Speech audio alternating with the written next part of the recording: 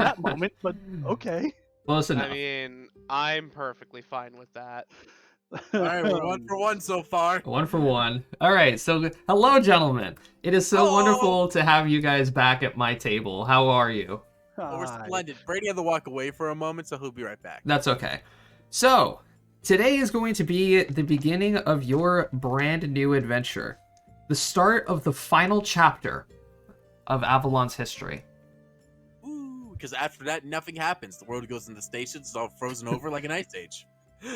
Well, we're gonna see how the world how the world is its condition once we're done with everything that's been going on. This is how the world ends, not with a bang, but with a whimper. No, Correct. The end of it is kind of like a movie scene where it's just a snow globe.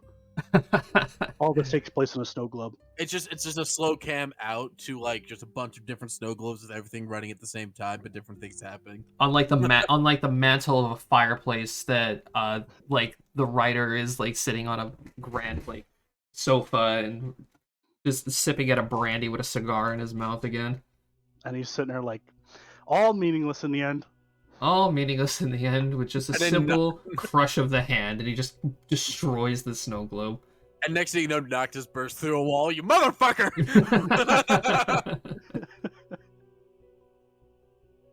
Right. I would like to have Brady here before we start, so that way I don't have to repeat myself in terms You have of. to go load groceries. You just gotta repeat stuff, repeat stuff, repeat stuff, repeat stuff, repeat stuff.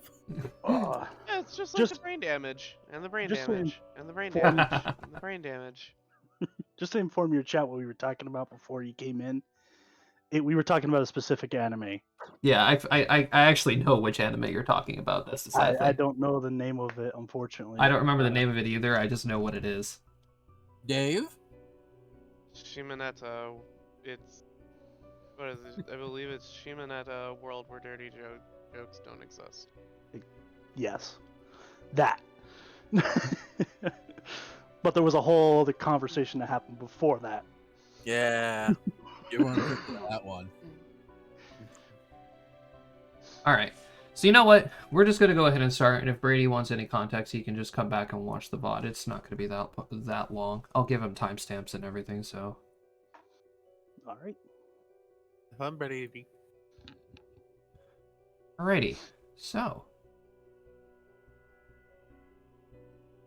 We're gonna go ahead and jump on over to the actual game.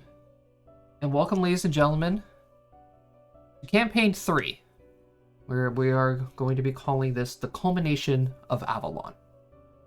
Essentially, the culmination, it's by definition meaning the last of something, the ending of a sequence or of something long going. And, well, this has been going for a very long time. This is going to be the 4th or 5th year now that Avalon's story has been developed over the time. And of course, I know last time at the end of the Return to Avalon that we were going to have a band of fresh players and to pick up the pieces of what these idiots left behind.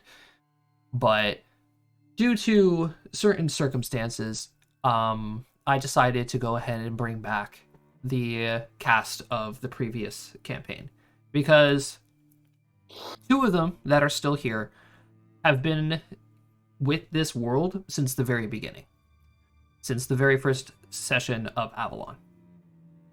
And to be quite frankly, I just enjoyed the presence of the others so much that I decided, fuck it, I'll bring them back as well. Aww. So joining us again is, of course, Brady, Dave, Matt, Cody, and Jomini will also be joining us again later down the line in the story due to him having some technical and personal gripes going on. But we are going to welcome him back with open arms as soon as he is available. We're gonna find that motherfucker, tie him to a chair, and make sure he stays. So, I think that's a little aggressive there, Matt. before you on your screen now is the world of Avalon. The new map of Avalon. As you could probably tell, there is some new land masses. As for the story of what was left behind in the return to Avalon, almost 90 years have passed since the end of the Demon Wars. The world has been left in a state of ruin and decay, where thousands have lost their lives, and the Wanderers were set out to pick up the pieces and rebuild this shattered world.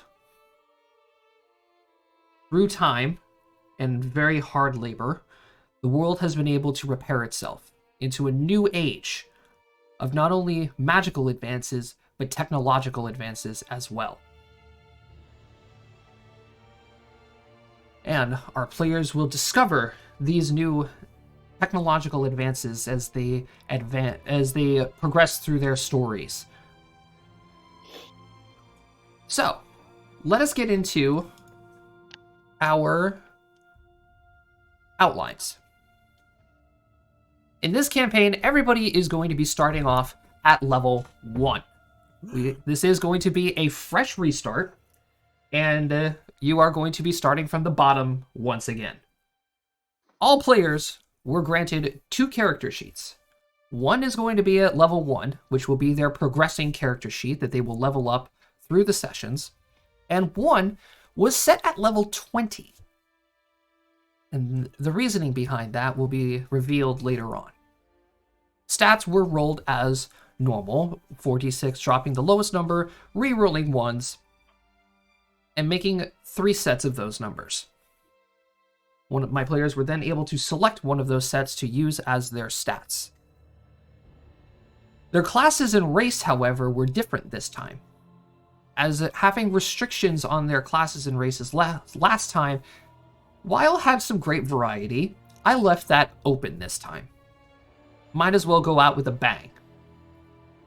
Players are also granted 2 traits and 1 drawback for character development and personalities. They were also able to select a guild to be a part of, that they were able to name themselves or run as solo adventurers. Obviously, backgrounds were required, so that way I can actually write their stories and progress their characters. What? And level 20 character sheets were not allowed to have any magic items, enchanted weapons, mythic levels, or anything that they were able to purchase. Base gear was the only thing that was allowed. With that, we're going to move on to my house rules. These will be added on as time goes on. But I decided to take back the matching AC rule from the ending of the Return to Avalon, where if the players were to match the AC of monsters and enemies, the defender will be only taking half damage, quarter damage if it was already halved, say from evasion or such. Rolling 3 natural 20s. And by this, I mean rolling 2 crits in a row,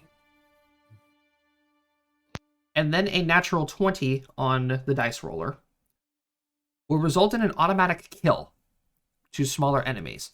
Major storyline bosses, I am restricting to be taking 2 times your maximum damage.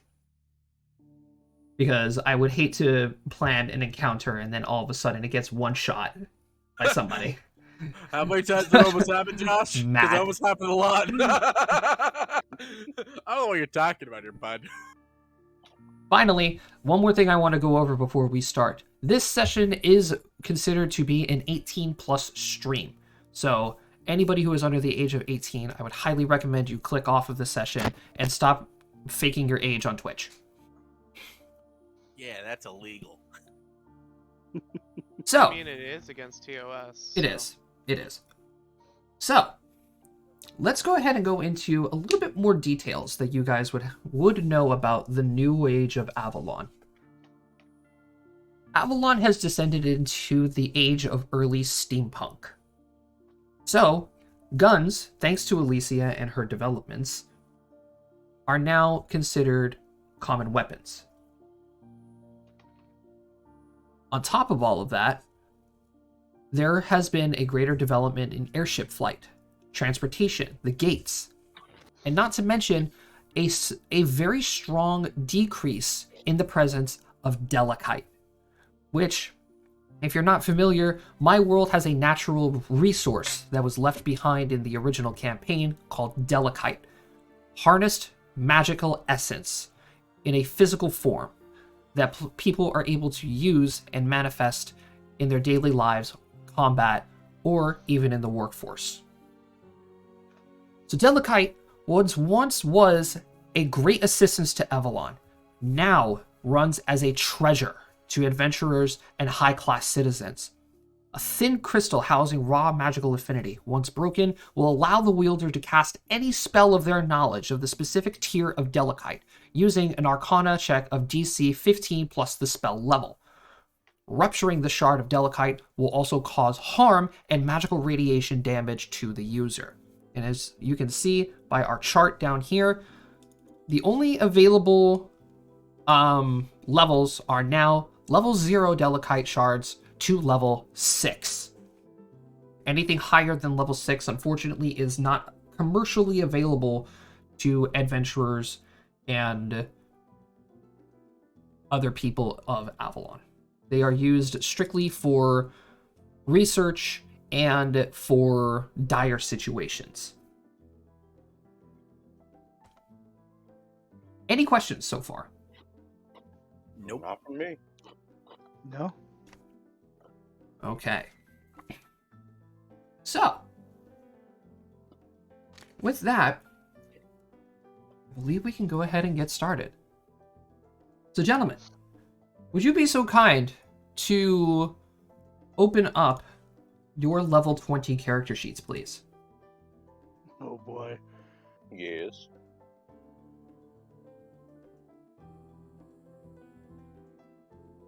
So, let us begin by setting a little bit of a scene here. Oh boy.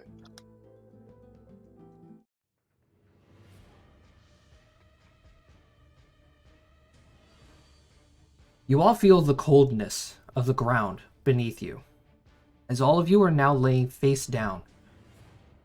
You can feel the grass beneath you as it tickles at your facial hairs and on your skins through your armor. But the coldness of the dew on the grass is not left by rain or the mist. As you come to your senses, you slowly begin to open your eyes. And around you, you can see the sight of a scorched earth. Fires billow around you all as the smell of ash, iron, and death surrounds you.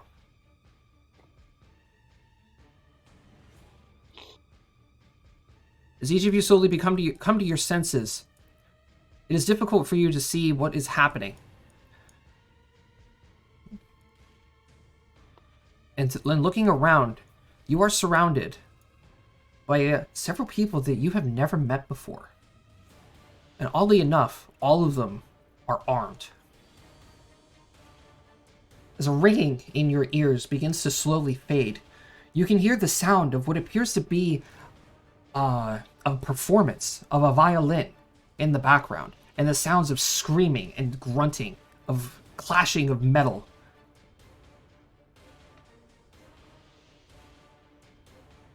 As we take you all to your first scene.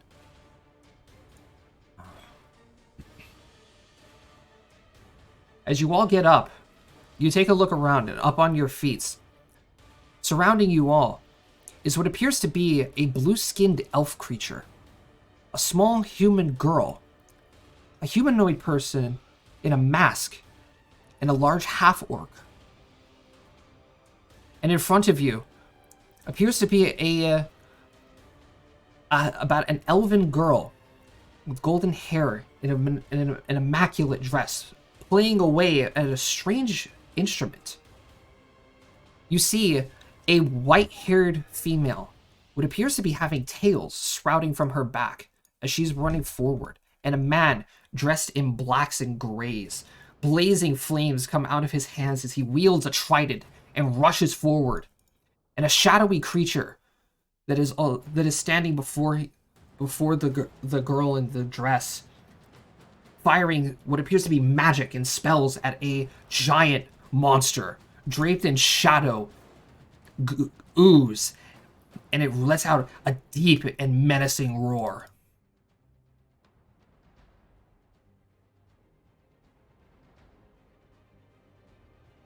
As soon, the creature sweeps its arm in front of it and knocks back the lady in white and red and the gentleman, the well-dressed gentleman with the trident, back towards the girl with the dress. As she continues playing, she screams out to them, "Stop! You guys can't fight it!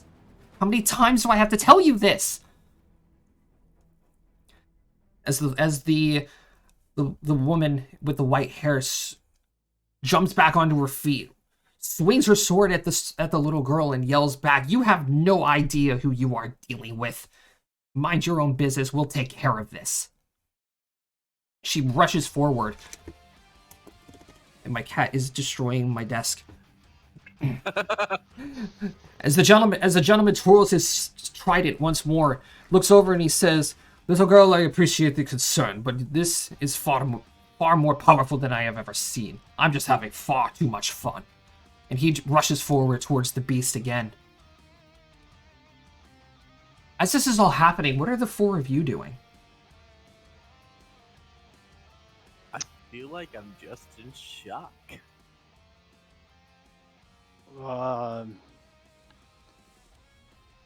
Good Wouldn't question. know at this moment in time. I'm not exactly in character yet. Just real quick, Josh, why is there question marks underneath my name? But underneath my character. You guys don't know who you are. Okay. He's got us there. You don't know. No. You have never met any of these people that you see before you, and it appears to be just you guys here. As you look around, you can see that your vision is cut off by the smoke and flames as it surrounds this battlefield.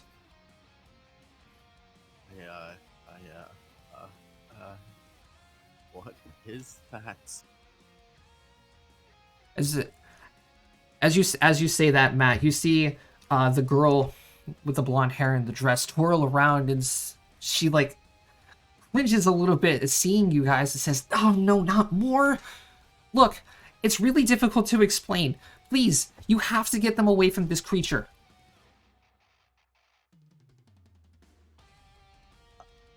But big monster. God, another one. God. I'm just gonna look over at the half orc and just be like, "What?" She says, "Look, I can give you all support as best as I can from here. Just get them away from it and run." You want us to run away from, get the people away from that creature, and then run? If you can. I would not suggest fighting this thing. I've never seen it this big before. As she quickly brings up what appears to be a violin bow again, she spins around and continues playing her music. And all of you feel invigorated and powerful once again. Okay. As she is going to begin playing a bardic song. And giving you all a +4 to your attacks and damage. Oh. Okay.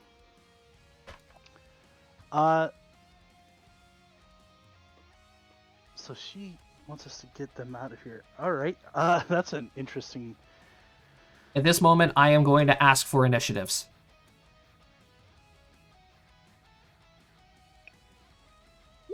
Yeah. Great start. Oh, nice. Nice. Getting it out of the way early. Let's go. Alright, so we have a +4 to the initiative, or? +4 to No. your attack and damage, not your initiative.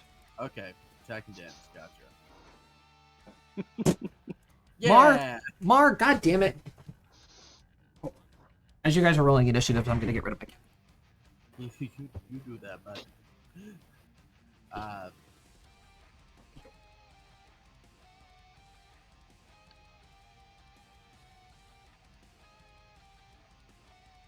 Oops.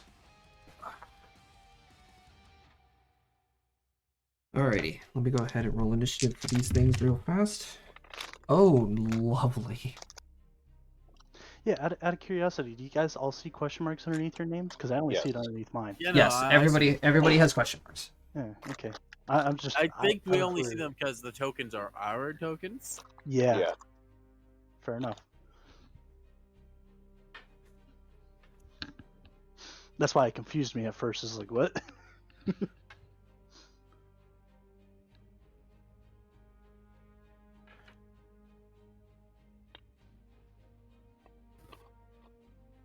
Okay.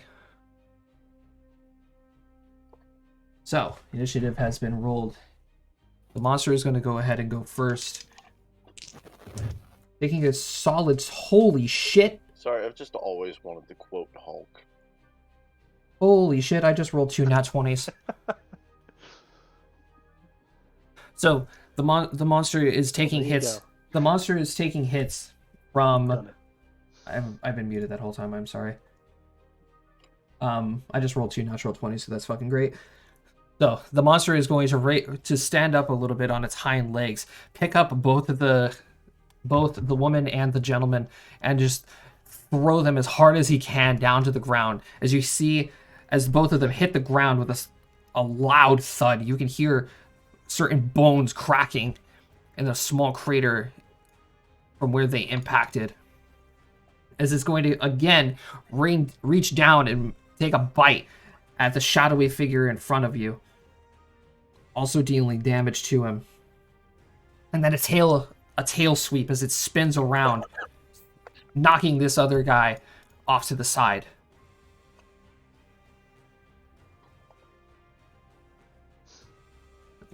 We move over to the man with the trident as he makes his attacks, as he rushes back in a little bit further away from where he is, only scoring 2 hits on it.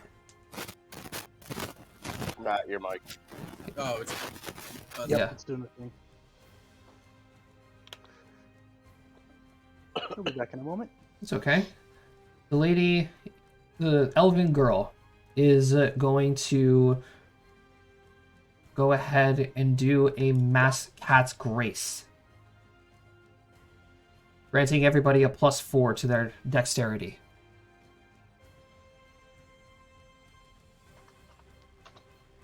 Yay. See if I remember how to do this. Go to temp push 4. Meanwhile, that's I all. put it through the buffs. Meanwhile, the white-haired woman is going to pull out a scimitar, let out a bellowing scream. As again, I need you guys to make me will saves. better. Yeah, much better. Yeah. What are we making will saves for? The lady, the white-haired girl is letting out a scream, and this is a fear effect if you are under any sort of resistance. Can you guys hear me? Yes. Yeah. Yes. Okay, something was up with my microphone for a while. I couldn't even hear what was going on. Dave, I need you to make me a will save. All right. It is a fear effect. Yes, this is a fear effect. I don't think I have Alright. anything against fear effects. Don't believe I do either, but let me just double check here. And no, I don't. All right. I can resist curses pretty well. I Mm, swear I put something in there for fear, but unfortunately it's only when I'm raging.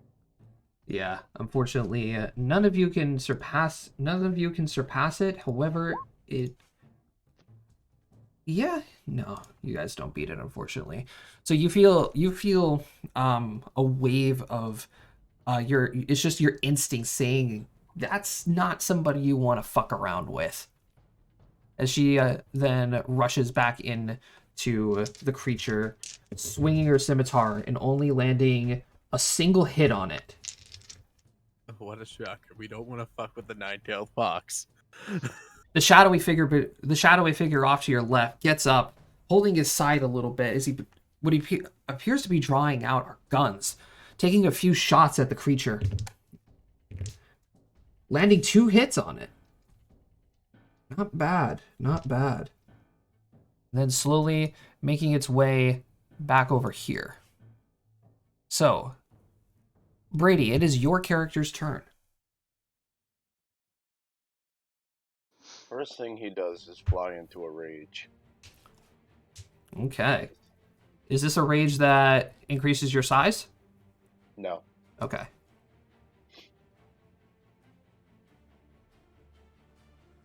And then I'm going to, let me measure here.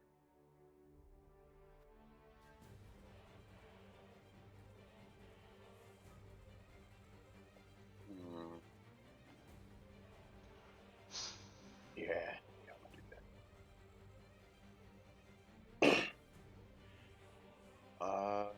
I forget if you can grapple off of a charge. No, not off of a charge. Okay.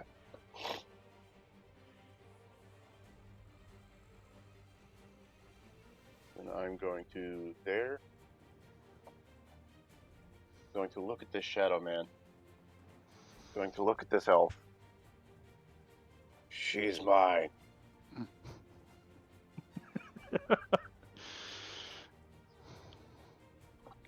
All right. Matt, your character's turn. Okay. How far away am I? I'm pretty fucking far, aren't I? Yeah, just a little bit. You are 60 feet from the monster. Fuck. I'll run up next to Mystery Elf here. Compliment her dress. And then let's see, what can I do that? Okay, here's what we're gonna do. Arrange. I will Yeah, say works. this: my character would benefit from being big. He just doesn't have anything class-wise that makes him big. Unfortunate. 1 second while I look for something. Just to make sure I get the right one.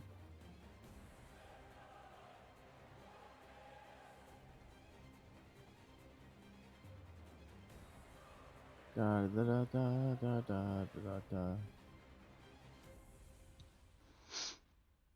Yeah, this should work.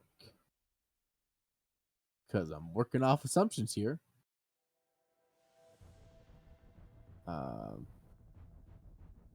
We're going to cast, right? There's not really a gap in between. Yeah, the fox lady could probably move really quickly. She seems agile. We're gonna cast a good old classic spell, Prismatic Wall. Ooh, okay. Are you casting it in between her and the monster? That is my hope.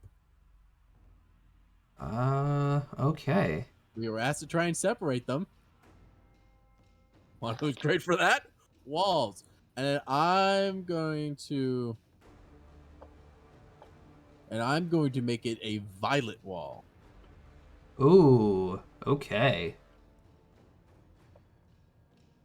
All right, 4 feet per level, wide, 2 level high. All right, so Matt, go ahead and draw a line where you want your The wall wall? to be. Okay. Let's see. We're making it violet, so let me get the right color out here. Woo! Whoops. That's a shape, but it works. Yep, that does indeed work. And obviously, it goes for however long I can make it. What is it? 4 feet wide, 2 feet. 80 feet. You can do 80 feet.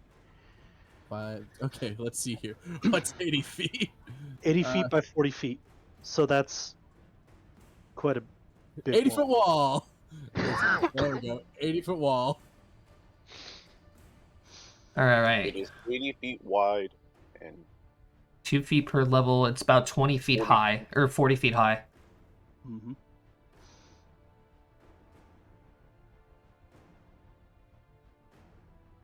All right, is that everything you're doing? That's all I can do, I think. Alrighty. Cody, Wall. your character's turn. Oh my, it's actually my turn. Okay. There's a big ass wall here now. Surprised somebody rolled lower than I did. Josh, do I need to tell you what a violet wall does? Oh no, I'm just the very last one.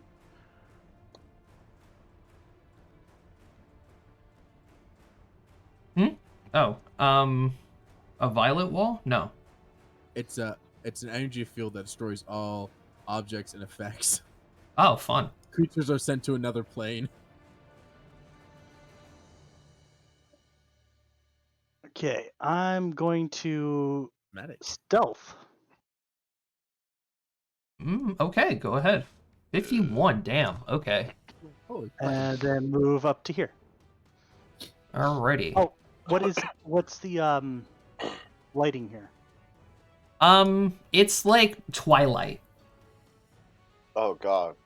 So like dim light? Yeah, Okay, then I get a +2, so that's 20, or 53.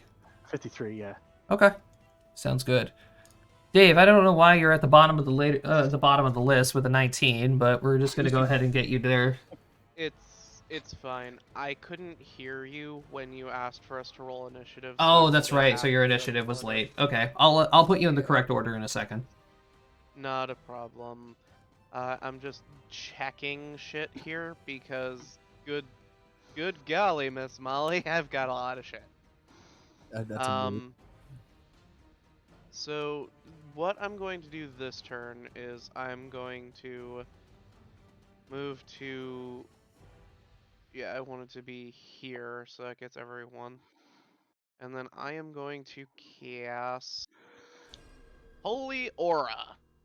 Hey, It's a long ass spell, please read it. Everyone in this grayish grid. plus that you 4 can see, AC, Josh, +4 AC, +4 on saves.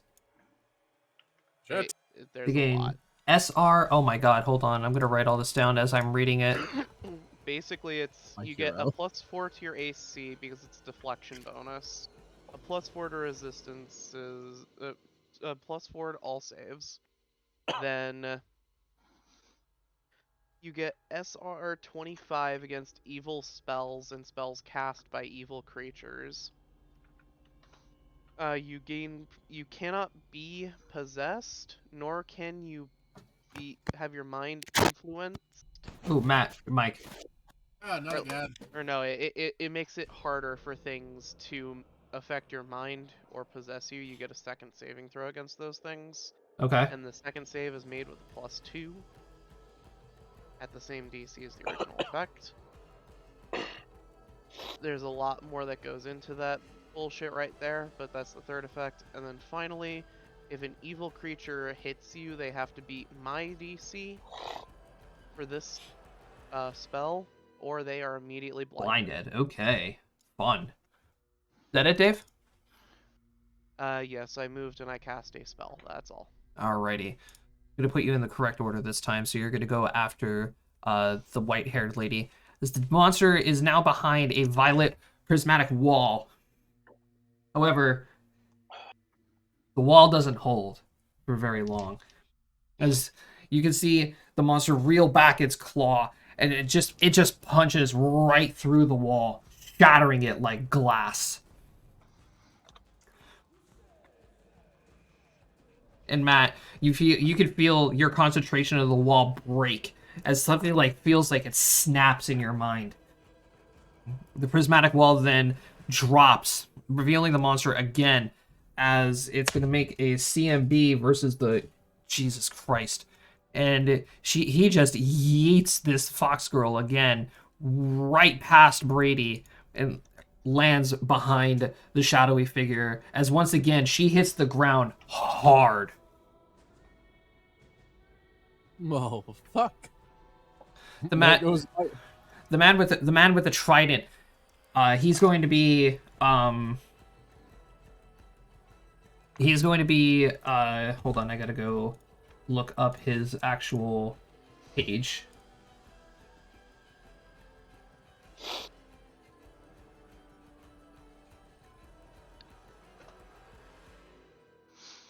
He is going to be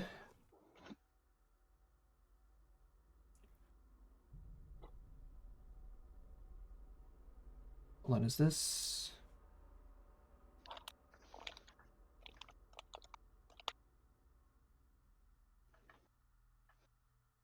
Okay, no, I thought that was a mass. Never mind.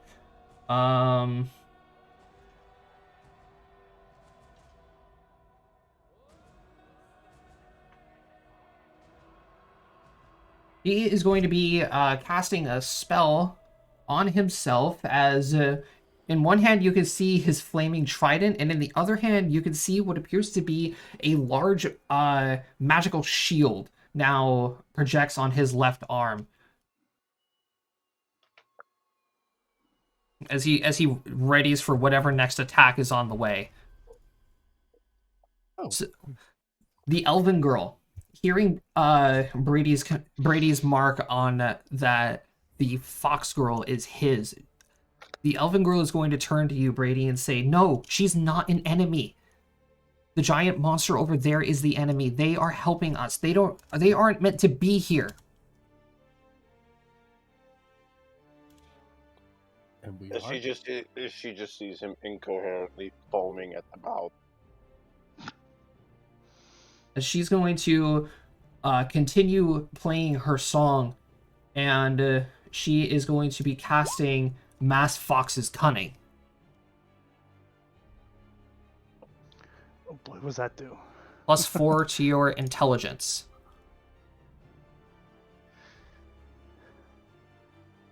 So we have +4 to intelligence, a +11 to dexterity, a +4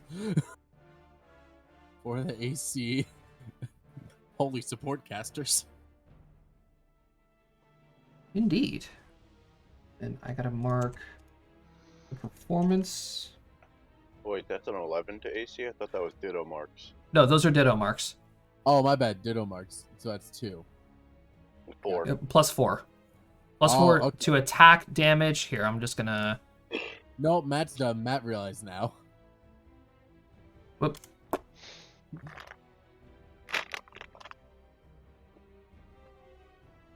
There. Ah, yes. Makes sense.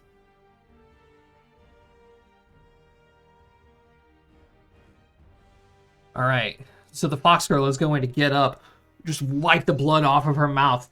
She's just like in a fit of rage. You can see her hair is now flaming and white, and she's going to snap her fingers, and a large bolt of fire is going to shoot past the shadow figure and Brady, and then eventually expand and hitting the giant monster, exploding in an fiery inferno.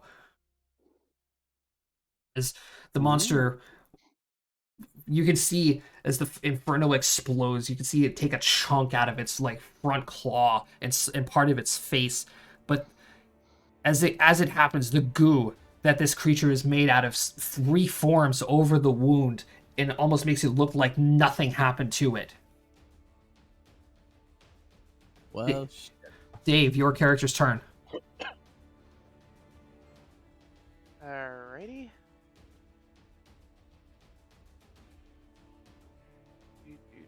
Believe right about here should do. Then I cast Shield of Law. Everything exactly the same as the last one, except against chaotic creatures. And the +4 to both the AC and the resistances is against everything, so another +4 to those. SR25 against chaotic spells and spells cast by chaotic creatures. If you have multiple instances of SR, you use the highest one for whatever effect. It's still going to be SR25. Yeah, you just use the it's circumstantial. Yeah. Anyways, you get extra resistances to be influenced by chaotic creatures, and this time if a chaotic creature attacks you, it is slowed if it fails the fortitude saving throw. If it is chaotic evil, it is slowed and blinded. Ooh. So have fun with that, and that's where I end my turn. All right, Shadow Figure once again, now feeling this new wave of magic and invigorating power wash over him. He's going to take his hands and then sprout these long ribbons of blue magic runes and casting a much larger spell as like a strong bolt of electrical energy passes through straight through it like a spear out of a catapult? No. Ballista. Ballista, that's the word I'm looking for. Thank you, Brady. No problem. Piercing, just a blue arc of electrical lightning piercing through the monster. But again, it feigns no effect as the goo once again just runs down its body, sealing the whole of the wound. Brady, your character's turn.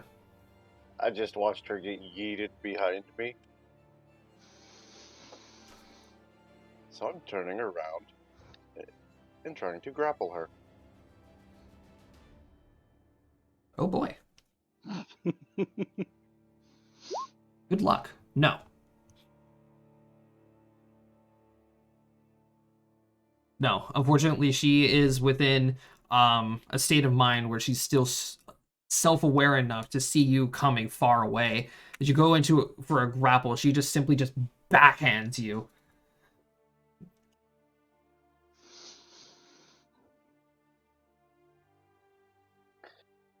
My head just turns along with the backhead, and then right back to her. All right, Matt, your turn. All right. Well, if Plan A didn't work, we're gonna go with Plan B. World Wave. Oh God. I remember what this does. So do I. 30-foot high tidal wave of earth, water, hurtling across the landscapes that lasts for 1 round per level. I just Oof. want to start pushing this boy back. Wait, 1 round per level or 1 hour per level? Ooh. Yeah, because you could use this for overland travel. You could actually ride on top of it. Yeah, you I- can. Like it's like Toph in book 4. Mm-hmm. Yeah, that's the gentle Yep. swell. I ain't doing that. Nah, he's going full fucking tidal wave of shit straight at it. How As I fa- point out the trident in my hand, and I just like shove it into the ground, and as a massive earth flows up like water. All right, let's see. How far does it travel? That's a great question. I was just looking for that, and I can't seem to find anything regarding how. I think it's just a straight like. A The wave extends 10 feet in front and behind you, 5 feet below. Yeah, it doesn't say how far it moves. It does not say anything about how far it moves. Okay, well, so you are going to be able to push it back a little bit, 8 but times your base land speed. 8. Oh, 8 times my base. So 8 times 30 is a math. A math. 270, 224, 240. Ah! So you are going to be able to push it back a little bit, but with this thing's hulking size and being a creature that you guys haven't seen before, you can just see it like run and claw its way up the wave and then just leap down back onto the ground. Just Also, a anything it little comes ways into away. anything it comes into contact with takes 66 bludgeoning damage for a tsunami. All right, so Matt, go ahead and roll me 66 points of damage. Yeah, you got it. Yeah. Yeah, I couldn't remember if there was a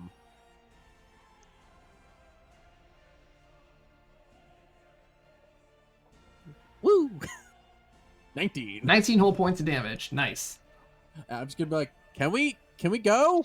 Level 9 spell, by the way. Yeah. Well, I don't think it's not really. It's more meant for like a giant CC spell, I think. True. All right, Cody, your character's turn. Okay.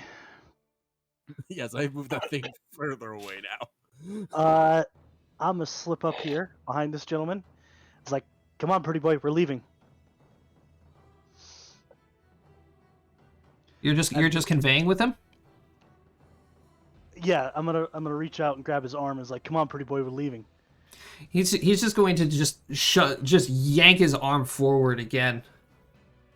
And he just turns around with you, and you can see a fire in this gentleman's eyes. And he has an intent to kill.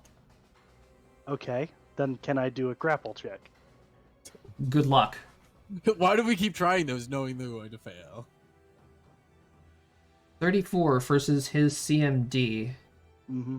Give me a second to find that. Probably not, because I it won't be mine. It's still a pretty good grapple. No, his CMD is a 105. All right. Wait, what? I'm sorry, did you just say a 105? Yes, his CMD is a 105. You're not going to be able to grapple him. Nope. Okay. A pretty boy? Yeah, pretty yeah, boy. Pretty boy. The God, gentleman in front of me. Alrighty. my brain just had a horrible idea. So the monster, now freshly out of the world wave. I'm going to change that song real fast. He is going to be running forward to about right there. And then he is going to be making a cleave attack straight through Pretty Boy Cody at the same time. Cody, Do I get an attack of opportunity considering he enters my threat range? It's your threat range? 10 feet away? 10 feet away. I can attack from 10 feet away. What the fuck? He has throwing daggers. Go ahead. No, I have a chain flail, a dwarven Oh, chain. yeah, that's right. yeah. You told me about that. Yeah, go ahead. Okay. He's got a basically meteor hammer. 34 to hit. 34. That does hit it. Okay. Does it see me? Yes, clearly. I had a 54 stealth. Did it see me? It sees you. Okay. It's looking right at Pretty Boy and you. Ah, damn. Okay, so I don't get the sneak attack, so I can't forego that.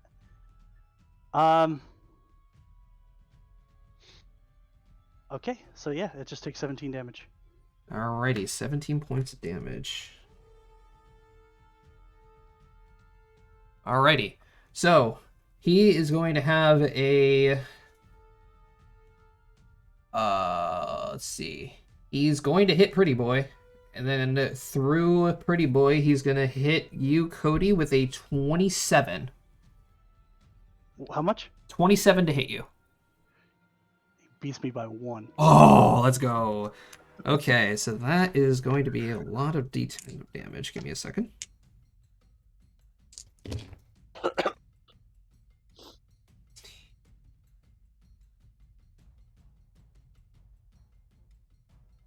That's with a +8 to my AC, by the way. 37 points of damage. Okay. As both you and Pretty Boy are also knocked back 10 feet. There we go. Then I need everyone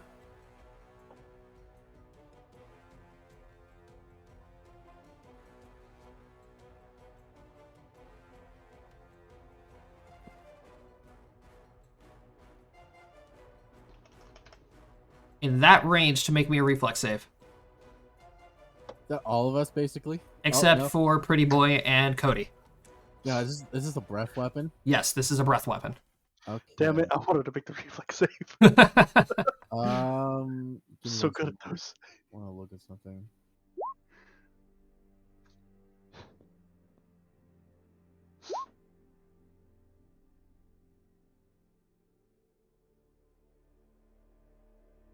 Now, mind you, mine's not going to be a 30.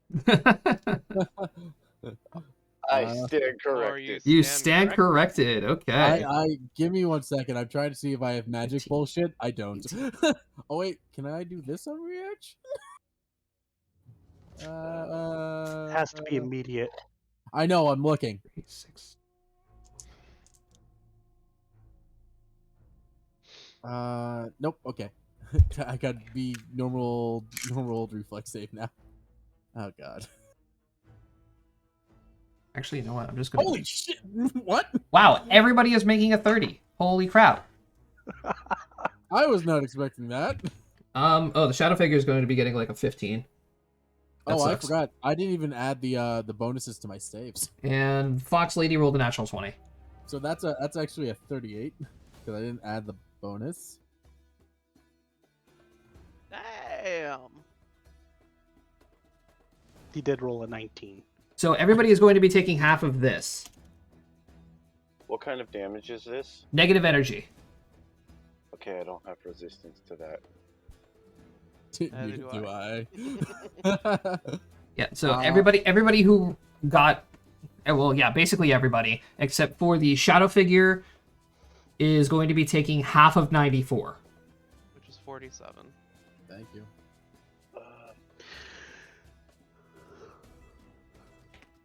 I think that. Let's see here. Yeah, I am not taking the 47. I am taking 31. Aren't we lucky and have DR? Considering it's neither cold nor piercing, my DR is useless. All right, Pretty Boy is going to run on up and make his attacks again. Scoring, oh, one hit and then a natural 1. That's unfortunate. And a 2 on the save. Oh, no. All right, someone's getting On the lucky, consequence roll. Yeah, as you can see, as he goes in to stab at the creature, you can see his trident connect it, and a burst of fire happens within the creature. And then the ooze just slowly starts to creep up the trident and starting to engulf his right arm. As he is now stuck there. Alright, the elven girl.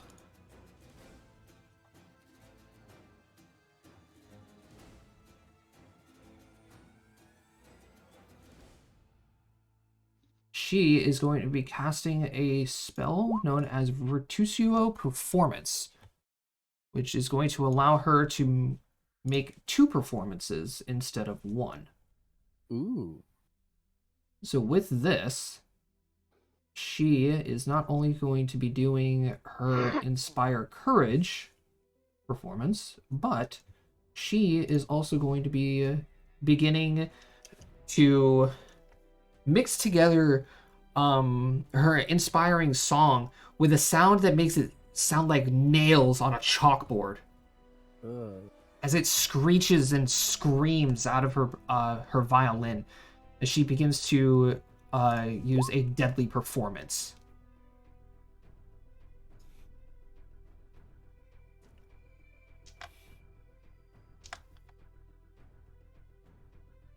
All right.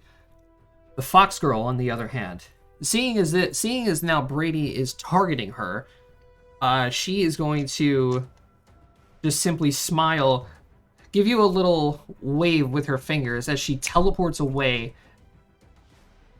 Now, right behind the creature, as she's going to create another round of attacks. Scoring a natural 20 and dishing out a lot of damage. Ooh.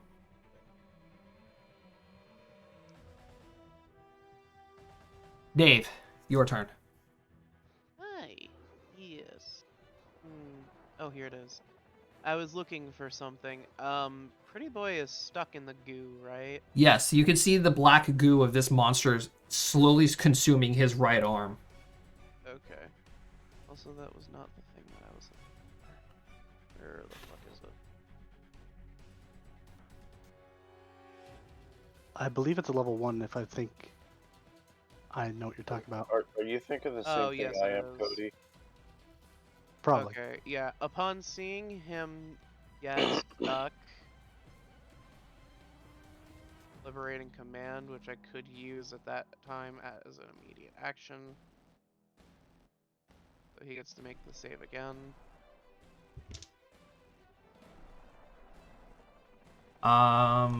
Let's see.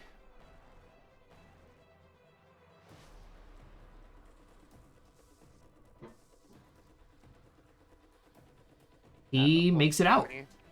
He makes it out. Thanks to your spell, he is able to yank his trident out, and he is free. Good. All right, now for my turn.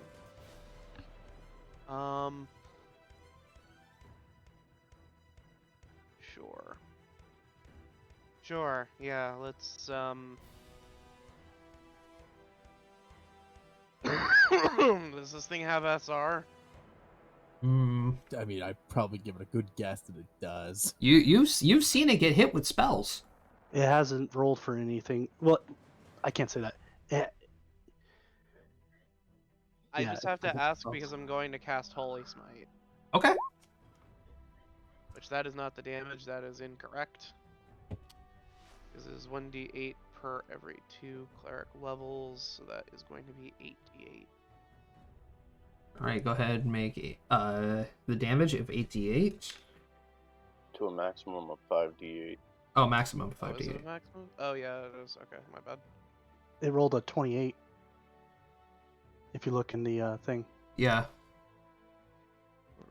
Oh which yeah, is it did. Huh, nearly okay. max. Yeah, it is okay, actually. Yep. I didn't see that in the description there, but yeah. Pretty good. All All right. 28 more. Okay. And that is. Okay, if it's an evil outsider, the damage is different. Yes, it will be. Maximum 10d6 to an evil Yeah. outsider. And it did not roll that one, so let me roll that. 38 instead of 28. Okay. And causes it to be blinded for 1 round. Will save to reduce damage to half and negate the blindness. Okay, well, he will have made the will save, so I'm only taking half and I am not blinded.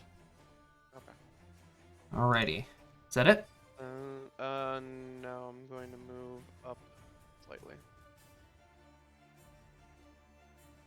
Alrighty. The shadowy figure, he is going to come over and then just give Brady a good pat on the shoulder. And Brady, you grow a size. Oh God. Oh, I'm looking at large for a second. And it is your turn. I need to look at enlarged person for a second. It should just be a +2 to your strength and con and a -2 to your dex. Your AC. Yeah, that's what I meant. You're both right. It's +2 to strength, -2 to dex, -1 to AC. I played enough with the large person last time to at least remember half of the rules. All right. I was You're up, Brady, whenever you're ready. Give me 1 quick second to adjust my stats quick. The funny part is, in this situation, considering I can't sneak attack this creature because it can see me, a large person would actually help me.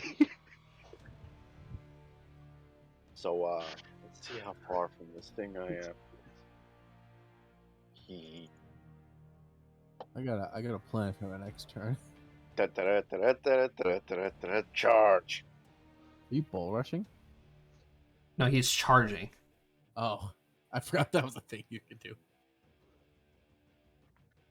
Please tell me you just pulled out a lance or something. Nope. It is a great sword. Yeah,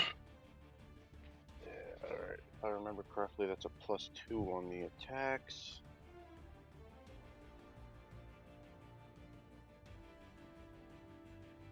Boop. 35, 43, 34, and 35. All of those will hit doing damage. 22, 44, 60, 80 points of damage. Oh, nice. Great. Is that it, Brady? That is it. All right, Matt, you're up. Let's see here. Can I? All right. I'm just gonna swing. I'm gonna do a really dumb idea, putting a sorcerer in this range. Sorcerer in melee range. Oh boy. Yep. And I'm going to poke it with my trident.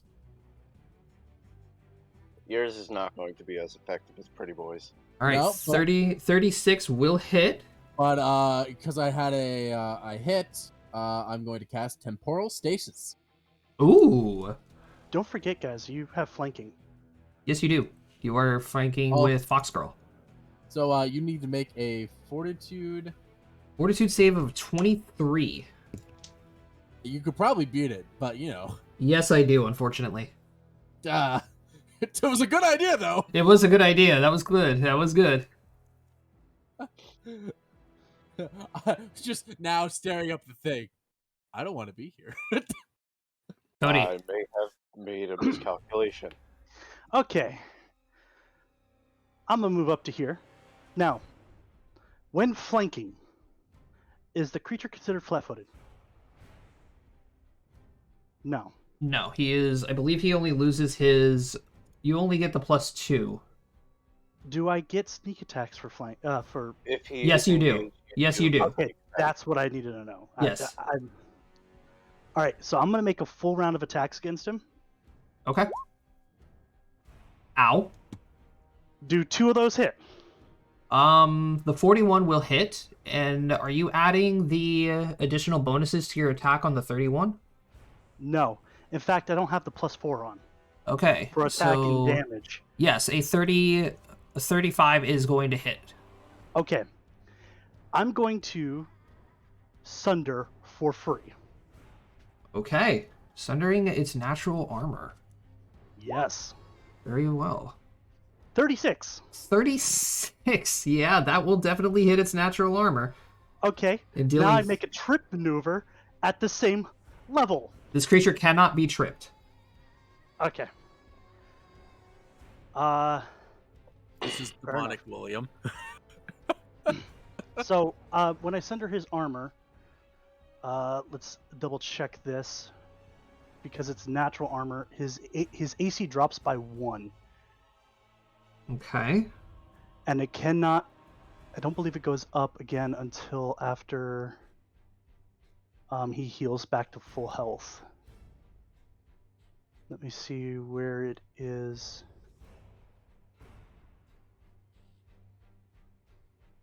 Oh, which one's giving me this? Here we go.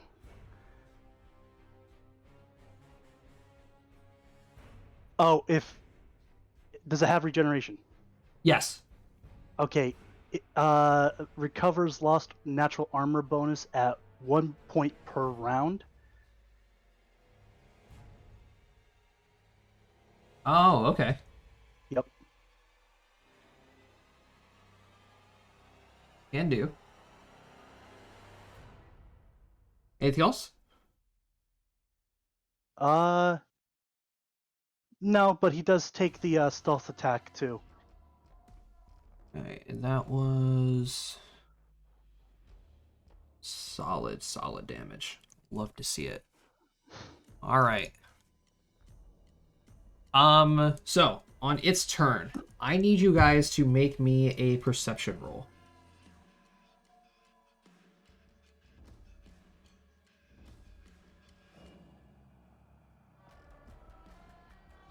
You know, it occurs to me I didn't do all my skills.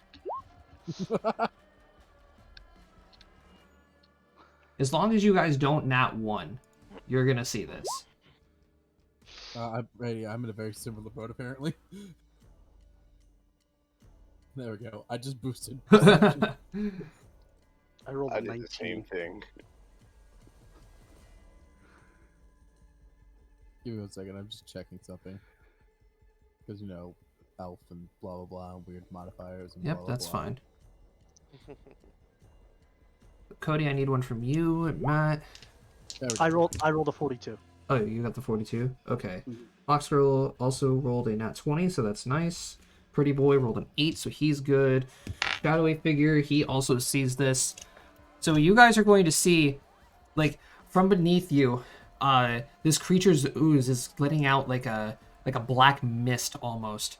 And then after Cody landed that last attack on it, you can see like a large puff of this black mist falls to the ground, and all of it then rushes over to your lefts as another one of these creatures pops up.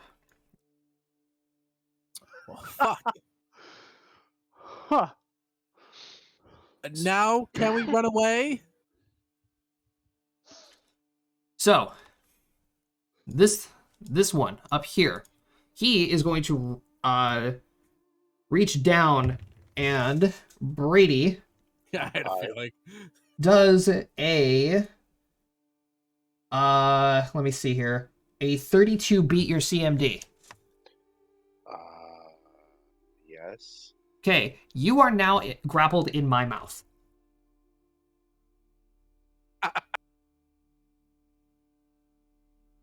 As I am Yum. going to continue, as I am going to start to swallow you whole. Yummy. Matt, Hi. how you doing down there, buddy? I don't like where this is going, boss. No, you probably shouldn't, because I am going to stomp down on you, Pretty Boy, and Cody. Okay.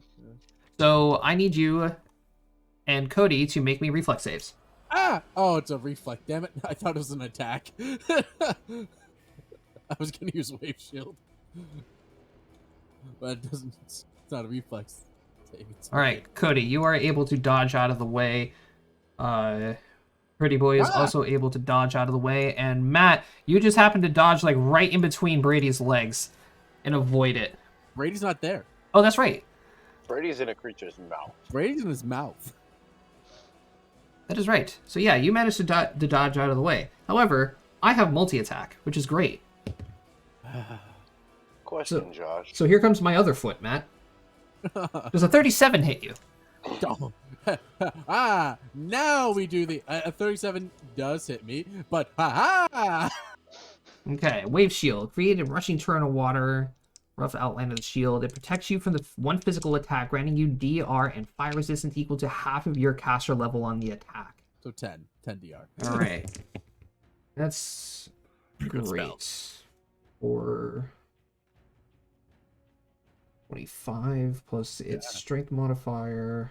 I don't like these numbers. Plus, that is going to be a total of 43 points of damage. So 33 with your DR. Charming. Then in the back, a tail sweep against the fox girl. I am going to hit her with that. That's good. That's a lot of damage. I need to cast some mage armor. That is going to be 64 points of damage. For the fox girl.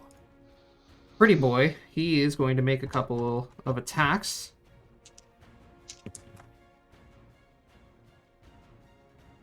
Only scoring one of those hits.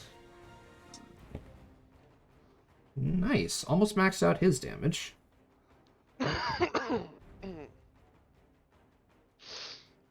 Okay. So the elfin girl is going to stare over at the second beast that has now formed. And you're going to see a look of dread and shock on her face. And she's going to turn to all of you and say, "We can't win this fight anymore. You guys have to wake up." Oh. Can I hear this inside the monster's mouth? Perception roll.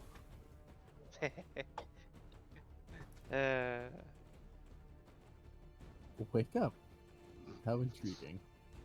All right, yeah, she's screaming on the top of her lungs. She can definitely get through the monster's goopy mouth, and you hear her say, "You guys have to wake up." How does one wake up from a dreamscape? All right, Fox Girl. Shh, we don't know that. I mean, if we're being told to wake up, Make a sense motive check. all right, fair enough. Everybody, go ahead. Make me a sense motive check while I make this roll. Fox Girl. Well, you ready for the lowest roll you've seen from me? That's a lie. My initiative was lower than that. Yeah, okay. Not sure why, What but is the my- sheet is really laggy. Nope. Here it is. I think I've got too much stuff going on. My turn to see through a disguise or a charm spell. For chance, Josh? No. No. Okay. Good. I don't get a -2.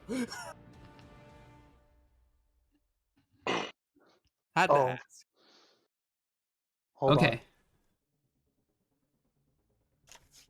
Because I think something comes into play here. Oh. Oh. Nope, it's only diplomacy, so never mind. Rip. We're good. All right. So, Dave, from your role, wake up. Why would she be telling us to wake up in a situation where we should really be awake right now and focused? Is it my turn? Yes, it is your turn. Okay. I both have an answer to the wake up, as well as potentially not, but who knows? Let's find out. You guys are gonna see something dumb. You gotta commit some boo-boo.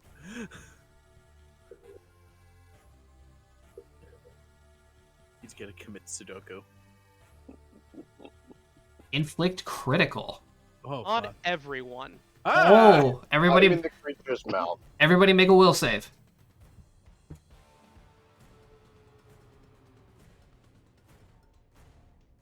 Matt will pass. I didn't even roll If you very pass, you take half. Half. half. Yep. Brady, you pass. Is this? This is cursive. Cody, you pass. Brady just passed. My save isn't very high, guys. Hold on 1 second. Matt,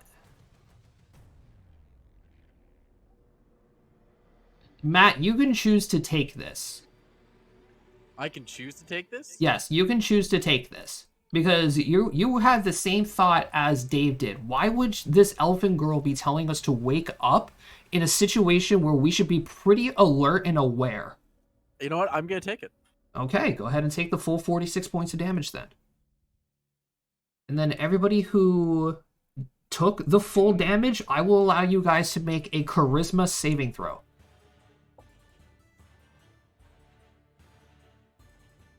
Everyone who took the full 46?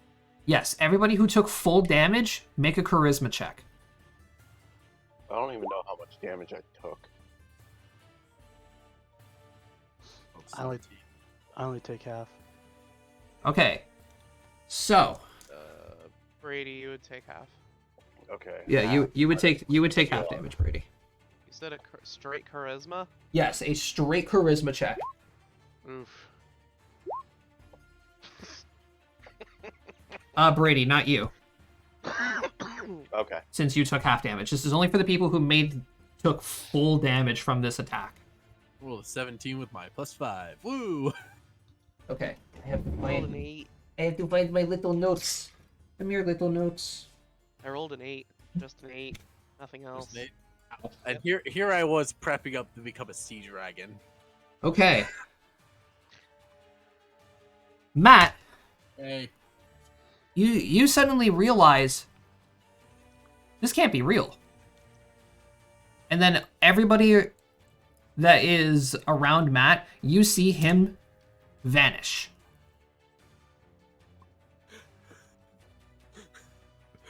Bye! Ah! All right, shadow figure also actually made the save, and he also vanishes in thin air. Brady, Yes. you are grappled within this creature's mouth.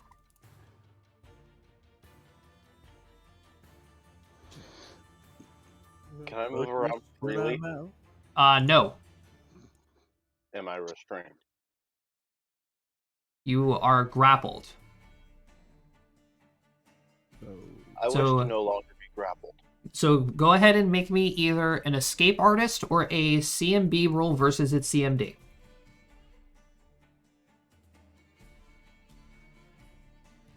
Ooh, 31. Good effort. Good effort. Unfortunately, it's not enough. You are still grappled in its mouth. Cody. You're up as you just watched this blue-skinned elf vanish in thin air.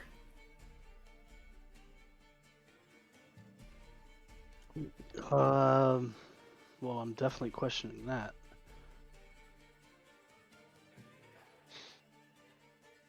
But currently, I'm more concerned about dipshit that's in its mouth.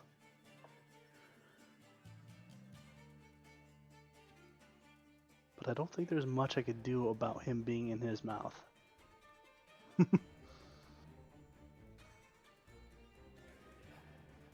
He is bound, grappled, or otherwise restrained.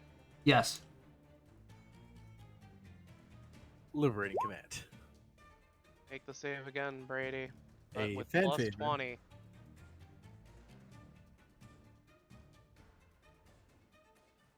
Alrighty.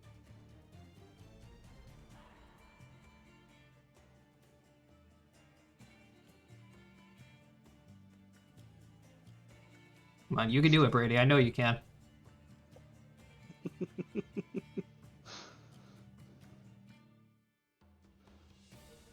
Spell has no effect as the target.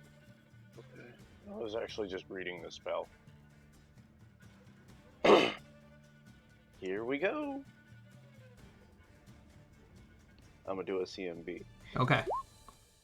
And I nat 20. Yep. 66, you manage to just claw and just like struggle your way out as you fall to the ground.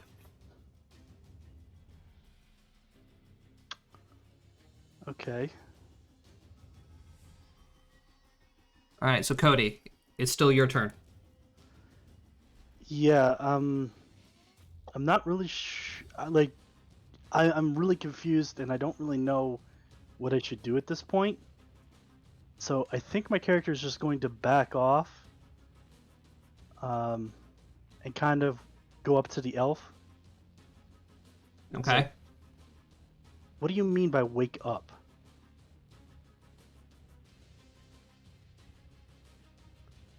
All right, she can. I can do this as a free action. She just basically turns to you and says, "None of this is real. You are all trapped in a dream."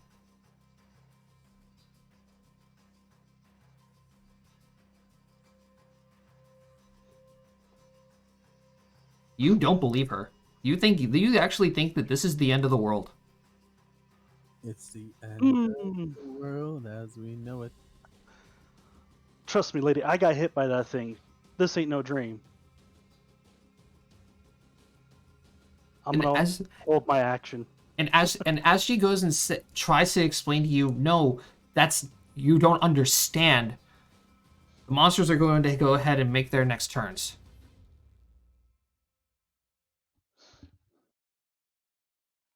Oh, so you're approaching me. So you've chosen death. Full round of attacks.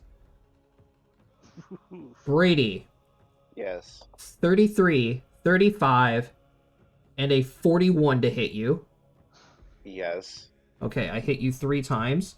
I missed the fox girl, and I do not hit pretty boy. I am so sorry for what's about to come to you, Brady. Are you forgetting I have DR?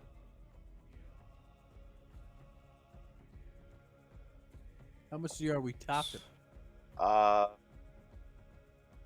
As of right now, 16, but wait till I get below 0.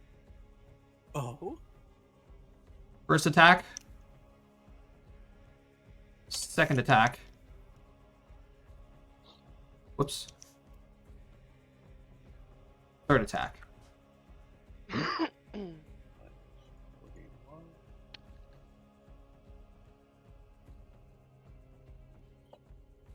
That's from monster number 1.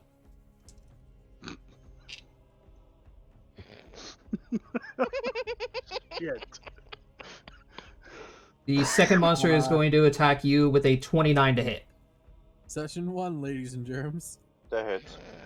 Alrighty.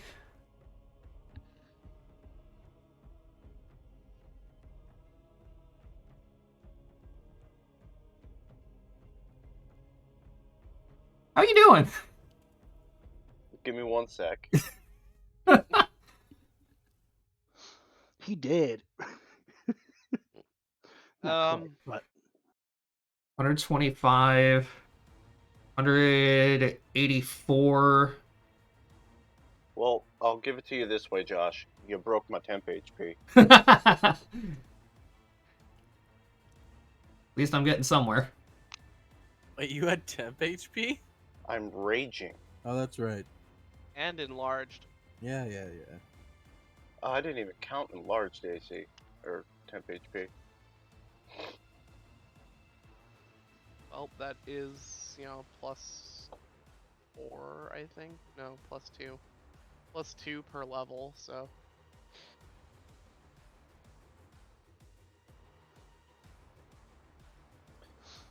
So it's an additional 80.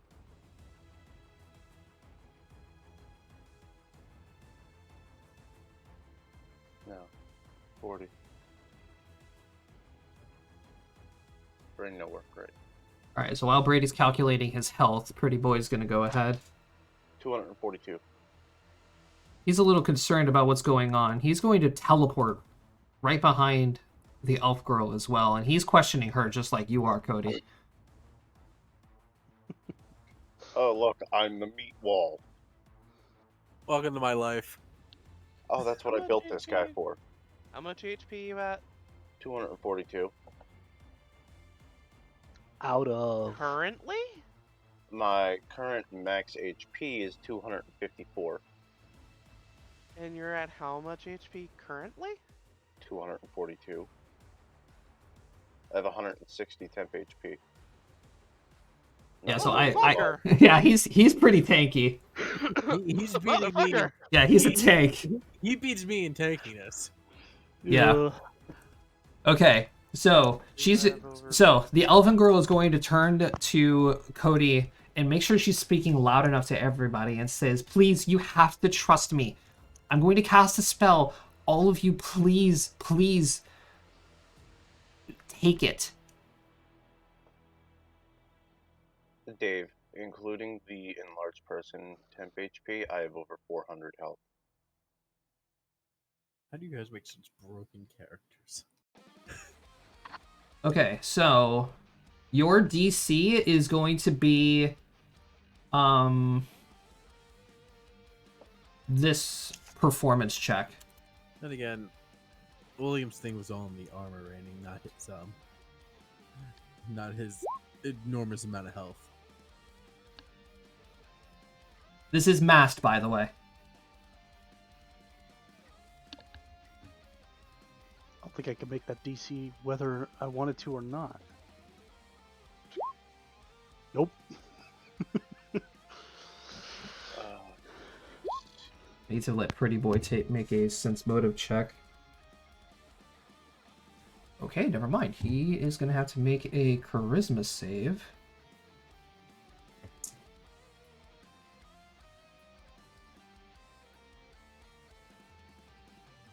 He passes. Pretty Boy disappears. Of course I get the bonus on this. I mean, there's no way I would beat a 43, so. This is considered an enchantment, so that's actually a 20.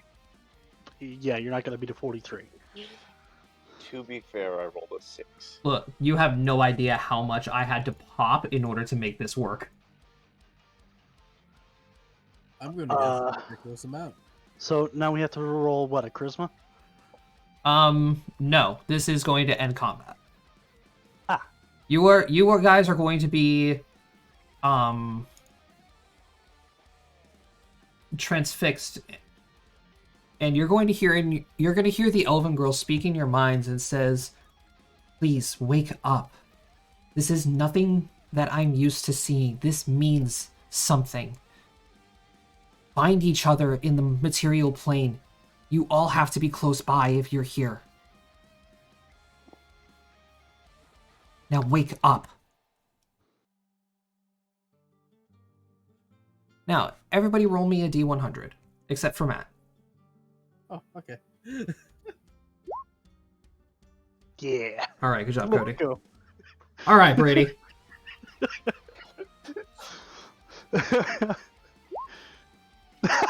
Dave, okay.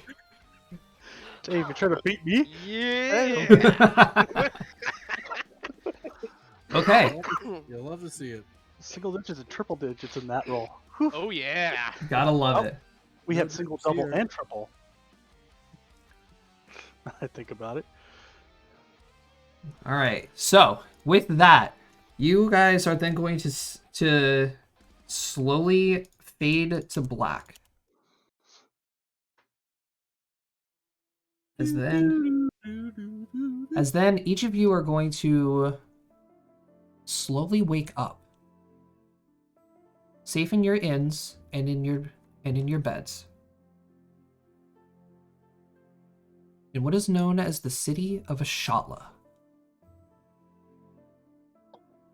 I've already been awake for a little bit. So, Matt, Hey. you are fatigued. I assumed. You are fatigued. You died. So I took the hard way out. yeah, you are fatigued, unfortunately. God, ow. And each of you guys wake up. And some of you, like Matt, have a pounding headache. You just had like the worst night of sleep in your life. But before we get to each of you individually, the setting changes from the horrible dreamscape in which you were in to the city of Ashala, an omnicultural neutral city on the coast west of Myril, the elven capital. This trade-based city is mostly known as a stopping point for local ships and airships, and it acts as Myril's central market city. It is an adaptive sum of what is known to be modern-day Venice in architecture. However, being its central trading source, it does have a slight drawback of a high crime rate and pickpocketing. So Matt, we are going to begin with you. As you wake up in your inn, this pounding headache, what do you decide to do? I'm gonna pour myself a glass of water. So you head into your washroom and you pour yourself a glass of water, down it, and then you just like lean over the sink for a second, just thinking about what you just witnessed. It's fresh in your memory. It's just like, wow.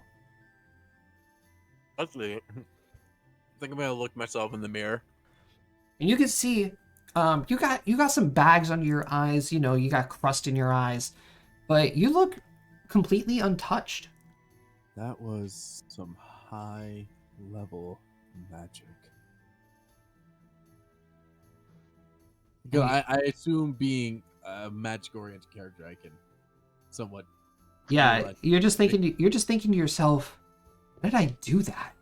You like look down at your hands, just like, am I capable of something like this? all my shit revolves around water.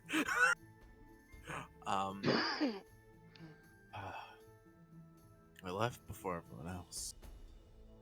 I gotta figure out who those people were. Then you hear the whisper in your mind again. Find each other. That's the first time I heard that. No, you would have heard it when it was first said. Yeah.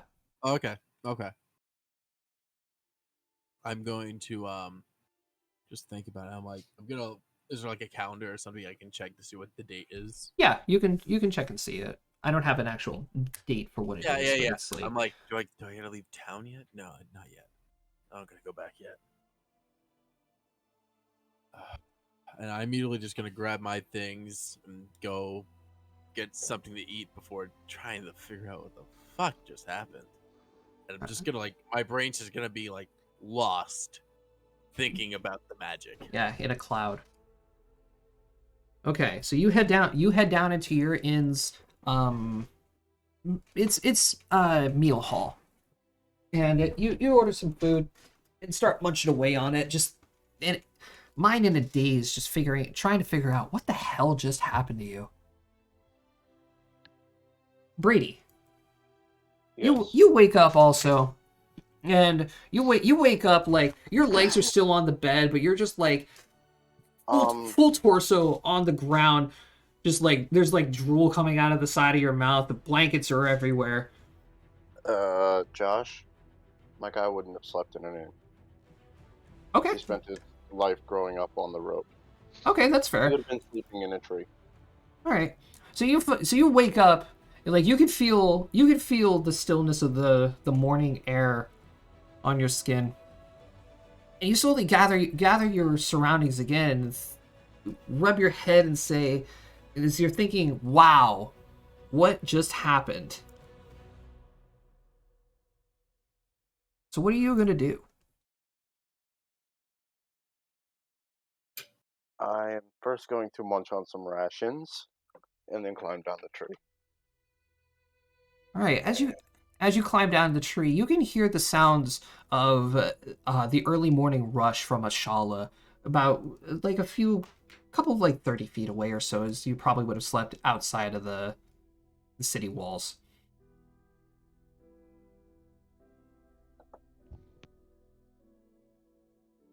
And then I'm going to head into town. All right. You start making your way through town. You see the merchants coming in and running around as they're setting up their stalls for the morning. You can see some of them are already trying to persuade people into purchasing things and such. And Cody, we're gonna go to you. Where would have you have slept? Yeah, I would have been in an inn. Okay, so yeah, you also wake up, and your mind's in a fog. You know, you gather your surroundings and think, "Wow, that was a weird dream." But as you get up out of bed and you start your morning routine, it's still in your head. Question: is the sun up? Yes, the sun is up. It's still early morning. I'd say about 7 a.m. Well, first off, my character would curse. He'd straight up say "fuck," because his morning routine would include going out for before sunlight, before the merchants opened up. So he's already running late. Right. So he's gonna quickly splash water on his face, throw on his getup, head downstairs to get something to eat and drink before heading out. Okay, as you head out onto town. Cody, give me a perception roll.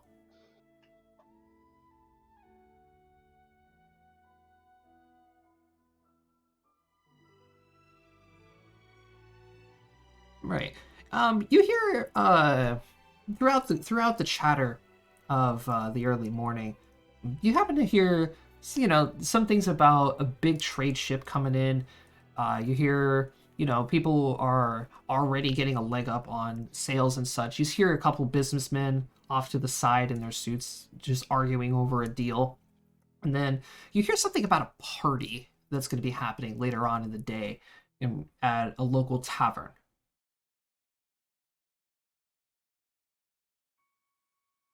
Uh yeah, upon hearing about the party, I would definitely inquire. So I would actually approach the people that said that. All right, yeah, you approach what appears to be a table of about 4 people. 2 of them look to be sailors. One looks to be part of an adventurer of some kind. They got some armor. They have a spear on their back, and another man who looks to be a civilian in a little bit nicer, like casual getup. Who's currently like reading a book. And as you approach them, the 2 sailors look at you and like raise their glass at you and say, "Morning there, lad. What seems to have caught your eye?" Morning, fellas. I couldn't help but overhear you discussing something about a party at an inn or a tavern later on. Oh yeah. It's this one of the local trade ships brought in this fancy rich fellow, and he was asking around yesterday in regards to like the most well-known tavern around here, and of course, we sent them off to the Bleeding Barrel, and he's planning on throwing his little traveling party tonight.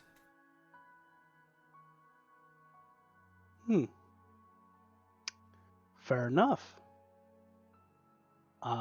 Thanks for the info. Yeah, not a problem. You planning on going? I might attend. All right. Well, we'll see you there then, bud. Have a good one. You as well. And then I make my way to the markets. Okay. Dave, where would you have slept? Is there a church and or cathedral in this town?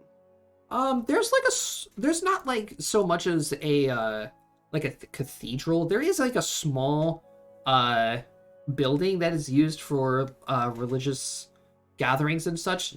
The church. Give me a knowledge religion check or local. Sorry. I do not possess knowledge local. I guess I could attempt it unskilled. Yeah. Okay.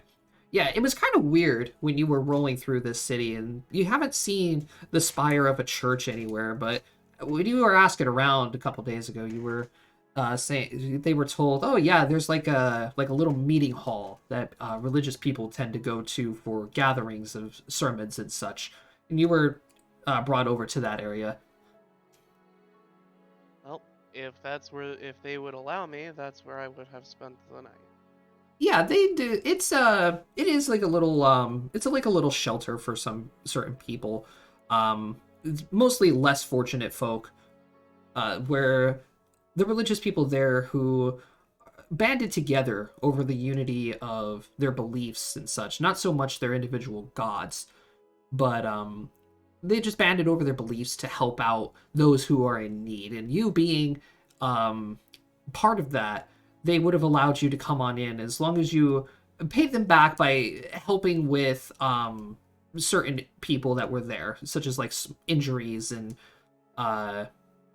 with the religious discussions. Mm-hmm. I would likely offer aid if and where acceptable.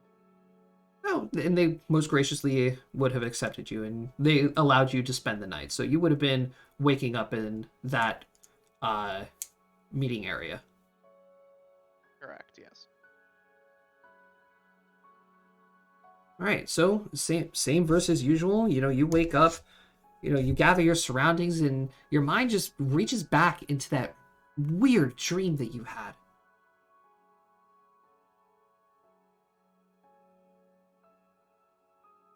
Mm-hmm. So what do you do?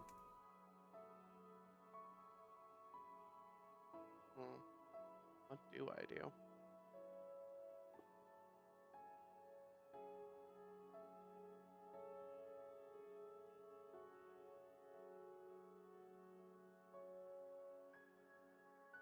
I think some of her first reactions after waking up to that would probably be wake up, startled, panicked, and probably a bit fear-stricken. Tad bit nettled. Reasonable.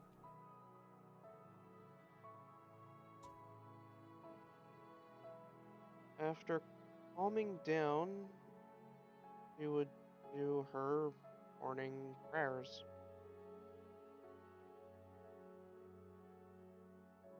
Okay. And probably wander around town. There are people here that she is looking for. Okay. So, as the day progresses, Matt, after eating your breakfast and such, give me a perception roll before we do anything. But since you were eating breakfast with the commoners, you would have heard them talking just like Cody. I forgot to ask you your perception roll. Yeah. You would have heard the same thing in regards to like, the rich guy coming in and trade markets are already open and bustling around. And then about something about this party happening at the Bleeding Barrel Tavern.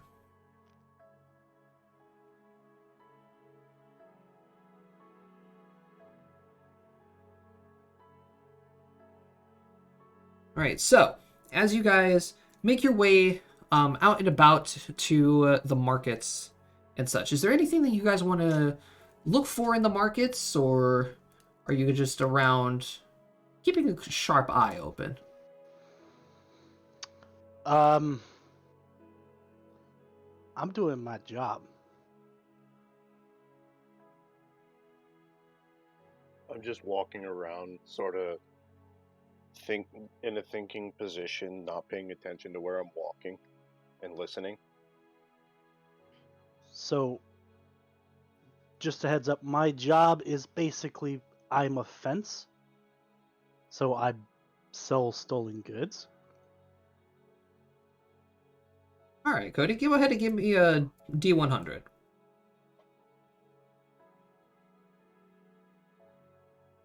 $73. Okay, not bad. Not bad. You have a couple of trinkets that, you're walking around, you're trying to sell to people.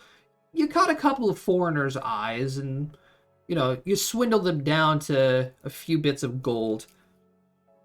Let's go ahead and say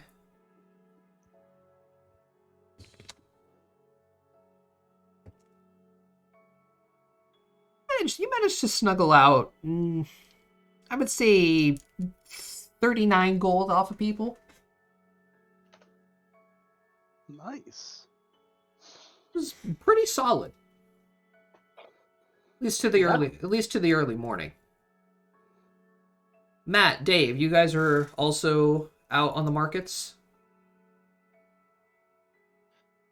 Considering this town is mostly market and I'm scouring the town, yes. All right. Is there anything that you're looking for in particular? Yes. If memory serves, the reason I'm here in the first place is because I'm looking for I'm looking for members of a dark guild known as the Ravens. The I Raven's believe? Eye. The Raven's Eye. Yes. Okay. I'm trying to dredge up information on them. Okay. Dave, give me a perception roll.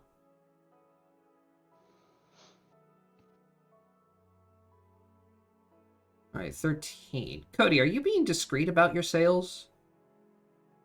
Yes, I would definitely be discreet about my sales. All right, roll me a stealth roll. Wow. Oh, Okay. God. So Dave, as you're walking through the streets of some of the back alleys of the city, you happen to catch a glance of a couple of people speaking what appears to be ending a deal together, and you just catch this on the corner of your eye as you're passing through an alley, and you suddenly remember back to that weird dream that you have, and you remember seeing one of these people in that dream. As you go back around the corner, you double back around the corner to look, and the only one that is left there is the gentleman that was appears to be buying something off of that person. I hate to ask this, but is he cutting out for anybody else? Yes, he is. Yeah, I'm hearing like every other word. Am I? I'm sorry. Yeah. I just realized I've been muted. Nice. Good job. All right. So we're going to go ahead and give you guys a little view of what a part of a Shala would look like. Nice. Yes. Very Venice. Yeah, like Venice-like. Assassin's Creed. Yeah. Are you Actually, this could potentially be a still image out of that game, and I wouldn't be able to tell the difference. fair enough? Mm-hmm. Are you approaching me? No, like I was trying to explain. Dave would have seen like the deal go down and think, "Wait a minute. I remember this guy from that weird dream that I had." And then double back around the corner, but the only person that was left there was the guy that you sold your little trinket to. Okay. You're sneaky. He would probably be immediately met with a scythe to his throat. Make me an intimidation roll. Oh, well, fuck. I'm not very intimidating. It's okay. He is scared. There is a blade to his neck. I rolled a 4. Yeah, so he is scared. Dave, you are a little girl with a big sight. As he looks down with his hands up, he's like starting to shake, and he's just like, "Please, ma'am, I don't want no trouble." You, that man, where'd he go?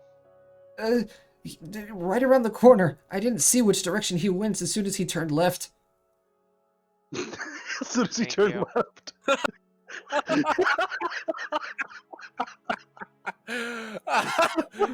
I let the scythe down and I start running that direction. You could just hear him like slump to the ground, just breathing, like hyperventilating, just like, "Oh my god, I nearly died." Coward. Just a commoner man. I like to imagine about 10 minutes later I walk past this man. Okay, so Cody and Dave, give me another perception roll from you guys. Cat and mouse over here.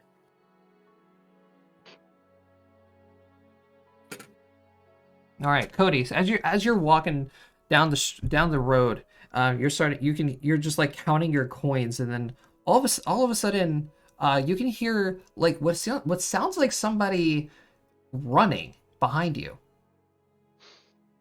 Well, fuck.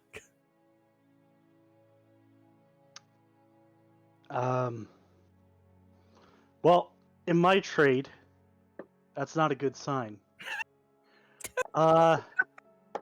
Is there an alley? Yeah, there's a lot of alleys in this city. Okay, I'm definitely gonna dip down an alley. All right.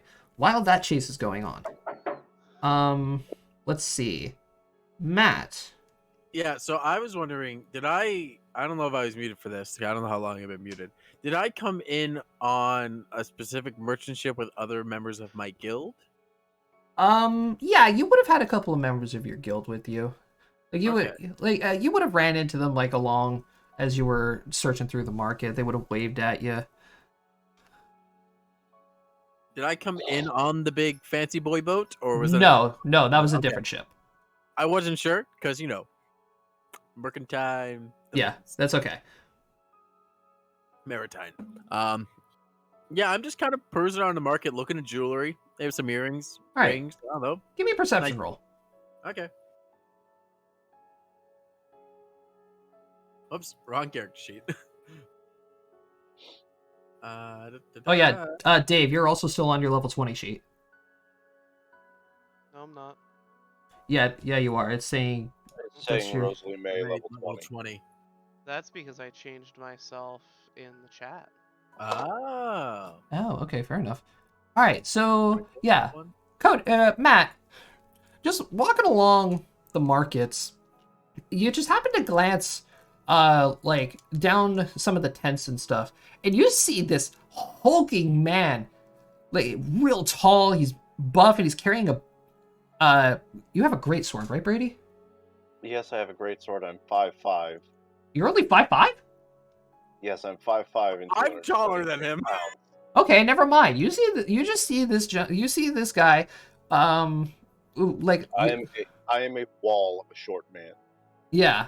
So you see this gentleman, walking. It just appears to be in deep thought, walking down the market, and you happen to notice that guy looks really familiar, I'm gonna like. because First- pretty much all you saw in this dream was his back. I'm gonna first eye him up and down and be like, nice. And then I'm going to go after him. All right, you eventually catch up with him. Gonna tap him on the shoulder. You now have a great sword to your throat. I'm gonna look so unnerved. Because Um. its instinct is immediately going to try and block it with the trident. Go ahead and make me a reflex save. This isn't gonna end well for me. Hey! So as you see his hand reach up to his greatsword, and he goes to two-hand it to your throat, you manage to pull your trident out and just grind it against the blade of the greatsword, holding it in place. May we speak, perchance? Brady, you're suddenly face to face with a blue-skinned elf that looks very, very familiar to what you saw in that weird dream that you had. That's it. There's not many of me. And then as you guys also look around, you happen to notice that this little altercation between the two of you has sort of drawn a little bit of an attention with the civilians. As some of them are looking at you guys sort of panicked, like, oh god, is there another bloody fight gonna break out? I immediately pulled back my trident out of. I assume I caught the great sword between the prongs of the trident. Yeah. So I'm immediately gonna put it out. Apologies, everybody. Old friend, he's a little jumpy. I'm going to put my great sword away and look at everybody, and as an intimidate, go fuck off. I'm over here being polite.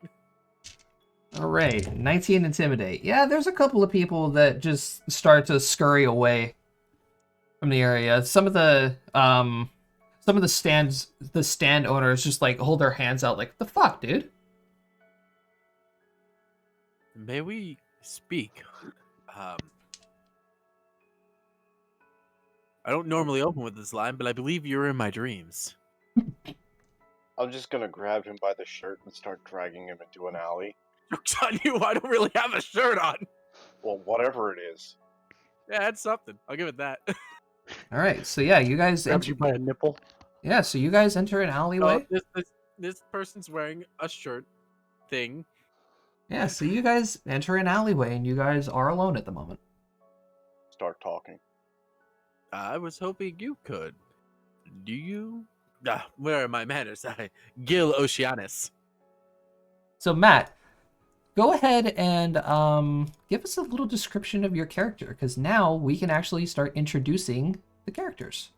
Meet Gil Oceanus, a 5'10", very athletic build, aquatic elf. Yes. He wears this nice little like shirt thing. I don't. They're called sashes. It's not really a set. I mean, technically, yes, it's two sashes. Technically, it's one sash. Across You're right. The front goes around the waist and back. Yeah. What Brady said. He has a lovely pendant earring hanging down from his right ear with a family crest on it. And he's wearing a sarab around his waist. And he has two silver armbands on his upper biceps. And he's quite the looker. Anything else you want, Josh? No, that was pretty good. Yeah. I was just letting everybody see your character sheet now. Yeah, that has the much better image than just the token. All right. So Brady, you have now met Gil.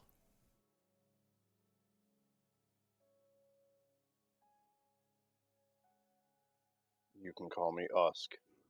Pleasure to meet you. All right, before we go ahead and process that, Brady, give me a little description of your character. He is a 5'5", 276-pound half-orc. Gray skin. All of his clothes are like greenish or brown. Sort of blends in with the wilderness. All the leaves are brown. Carrying what looks like a crude greatsword.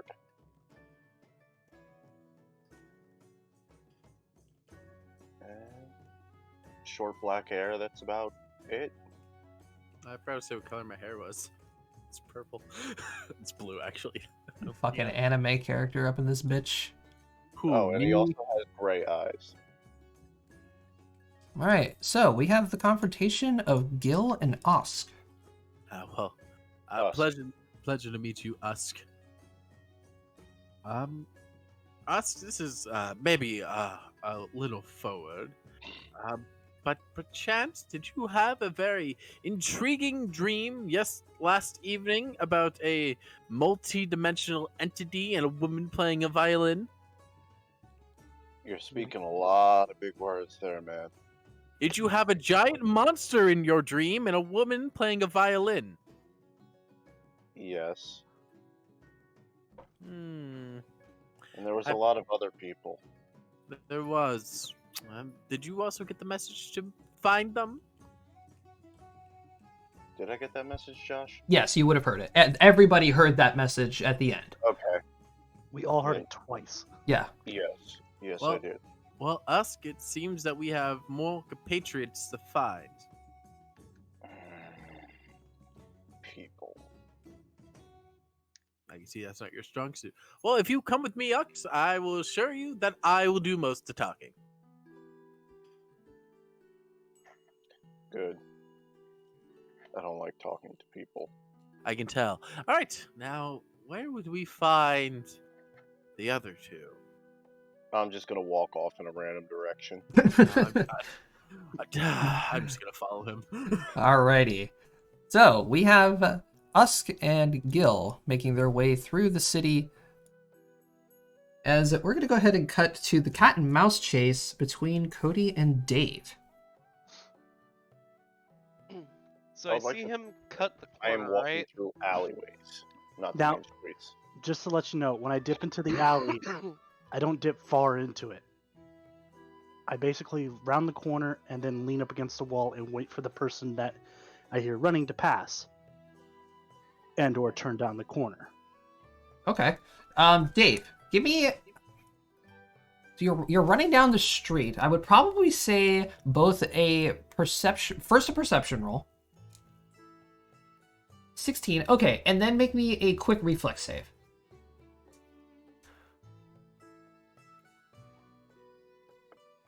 All right.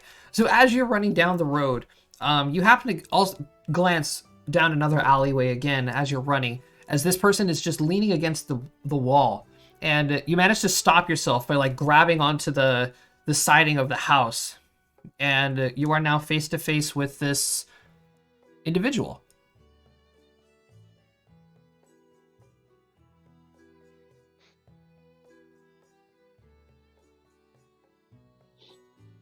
Is it him? Yeah, it is. Yeah, it's Cody. Okay. He said an individual. with this individual, I said it's Okay, and yes, you recognize this person from that weird dream that you have. And Cody, your character also sees the little girl who was casting all of this magic and such in your dream. She would definitely be hard to forget with a scythe and everything like that. That is true.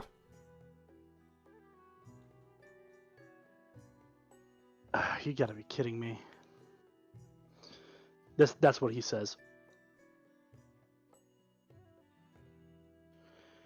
How can I help you? I'm looking him straight up and down.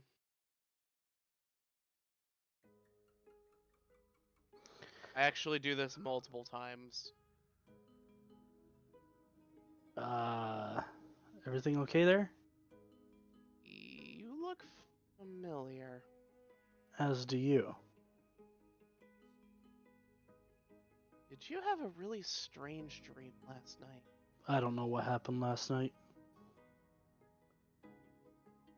But I definitely saw you there. Whether it was a dream? I cannot say.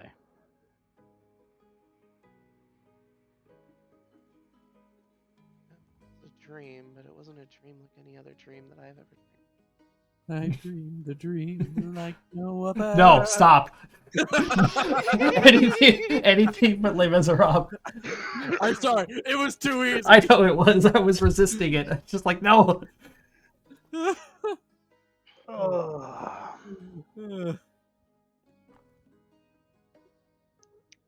Well,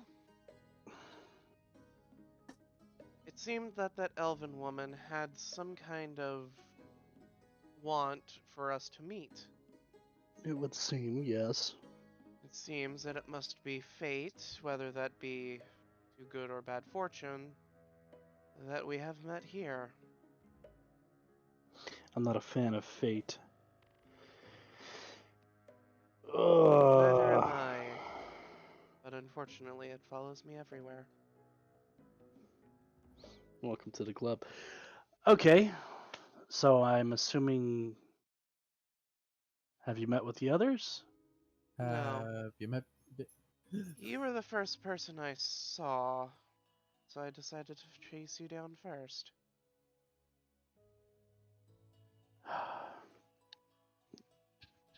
Okay. She'll hold out her hand. You may call me Scarlet. All right, Dave, go ahead and give us the description and some info about your character. Oh boy. Okay, so her full name is actually Rosalie May. But she prefers to be called either Rose or Scarlet. People that she is unfamiliar with, or just meeting for the first time, she unanimously says her name is Scarlet, does not give a last name whatsoever. She is 16, so yes, I am playing a younger character. She's about 5'4", 160 pounds, silver hair, and scarlet eyes. She is a cleric, and is a scythe wielder primarily. Um, she was always chased by misfortune and bad luck, being orphaned a few years ago and then wandering around ever since. The scythe that she wields is rather old looking. It is an old war scythe from her great grandfather, who served in a long forgotten war. Okay. I reach my hand out. Drac. Now, To meet you, Drac. for those of you that can see, my name is actually not Drac, but I have an alias. All right, so Cody, go ahead and tell us about your character. Well, my character is a well-dressed, masked figure. He is adorned in golden silk and white cloth. Doesn't really look all that intimidating, but at the same time, I wouldn't want to cross paths with him. He keeps his face hidden at all times. And that's just about it. All right, let me get everybody a good view of your character sheet. Boop, boop.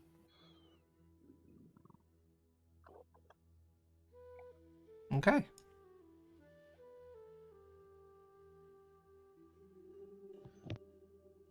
So, introductions proceed.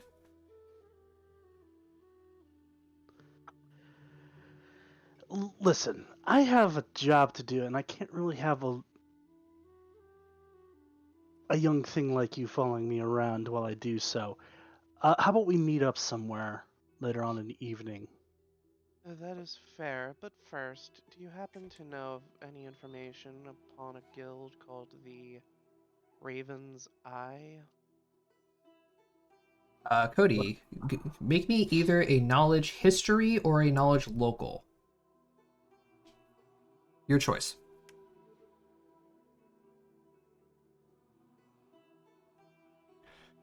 All right, Cody, you happen to have heard a lot of rumors that were going around about this dark guild known as the Raven's Eye. I gotta go find my notes now about this. Dun, dun. In terms of their motives, you see they tend to be a rather deciduous guild who don't really interact with a lot of people. It's a very secretive guild who seeks out the power of knowledge and information. And from words around, you've heard that they are rather influential here in Ashala, but their activity has decreased a lot. Okay. No, I don't know anything. As he holds out his hand. Fair enough. I might have well, you know, there might have been something, but I can't recall off the top of my head. Maybe something will refresh my Jog my memory. memory. Oh, okay. Played the jog my memory game. Oh God. No, trust me. The information that you may have is not worth my time. Suit yourself. We should perhaps meet up later with the rest of the others if we could find them.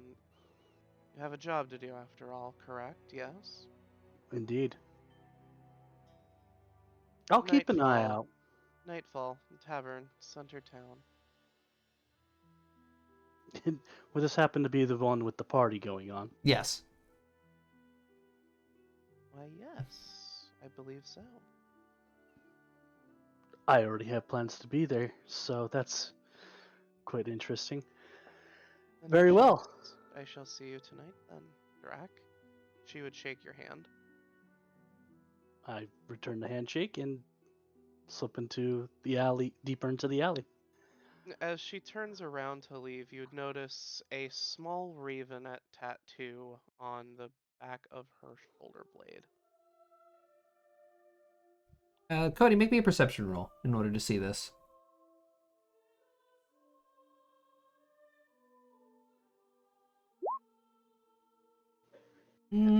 Yeah, no, he wouldn't. He would be just facing away from you and making his I way have down the tunnel alley. vision. I have tunnel vision. I have a mask on. Yeah, that's true. That is also true. Yeah, that's a fair point. She does. That is something to note about Rosalie. She does have a tattoo of a raven on her shoulder.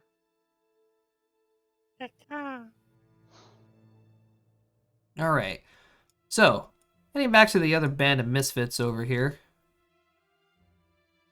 So, as you guys are making your way through the city, looking for the rest of these companions that you're looking for, some time has passed. Is there anything you guys would talk about? This Gil seems to be a rather talkative person. Usk does not say anything and walks 3 feet ahead of him.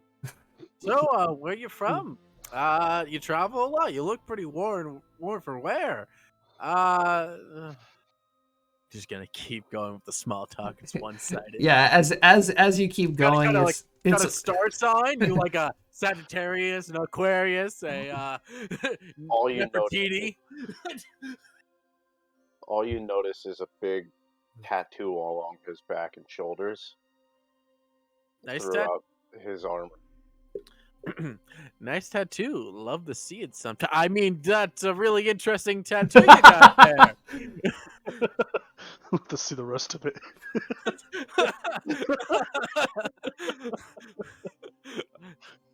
Oh my god, I love this character Right? already. You're right. I love this character already.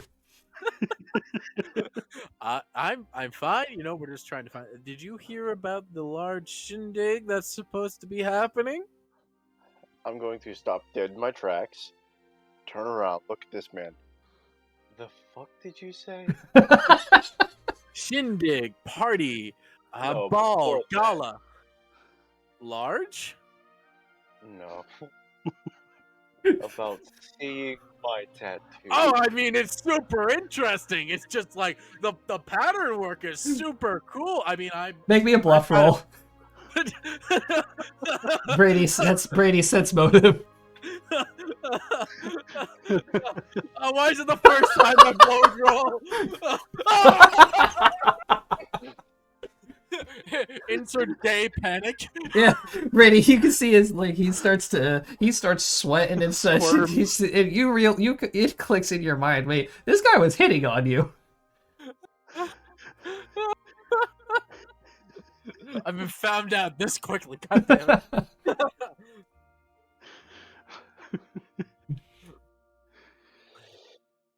All Usk is gonna say is, you're a little too submissive for my taste. Stop dead in my. You've made me speechless. As he's gonna turn around and continue walking. Okay, Brady, make me another perception roll. Real fast. Nice. Okay. Give me a team 100.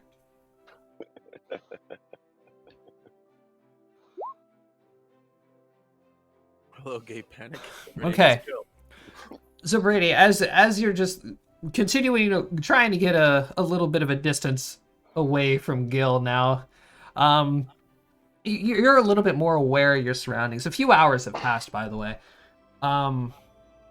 As you happen to glance over down one of the alleyways, and you can see a gentleman dressed in like a well-tailored suit, a top hat, and you can see like there's some like metal armored bits on like his sleeves and like as decorations around it on his suit, and he's talking to a figure that you have seen in your dream. I am going to stop while looking around the corner, put my hand back to reach up and stop Gil by the throat.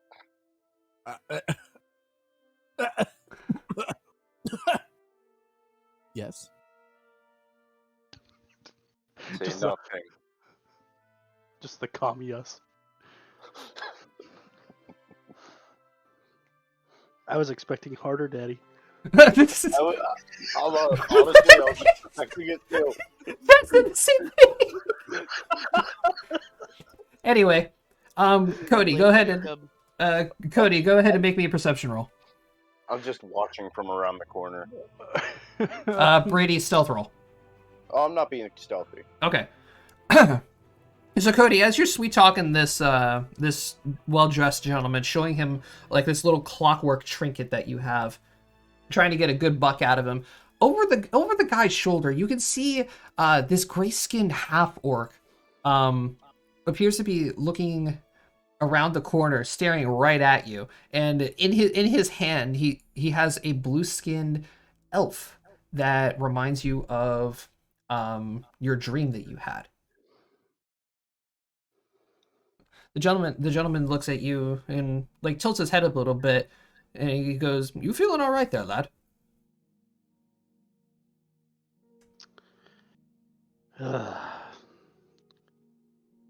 Unfortunately, I'm gonna have to. Do you want this or not? Well, I guess it could be a nice little decorative toy for my grandson. How does 5 gold sound for you? I'll tell you what. 5 gold is perfect. Very well. I hand it to him, grab the coins, and shove them off to the side, and walk down the alley. And he just like adjusts himself and says, "Have a good day, sir." I don't reply.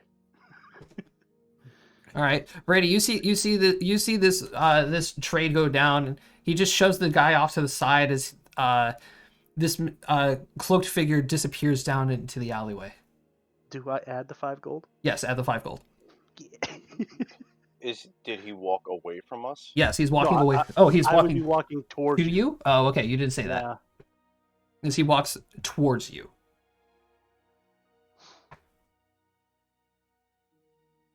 I stop a little bit away, like at least 10 feet away from you.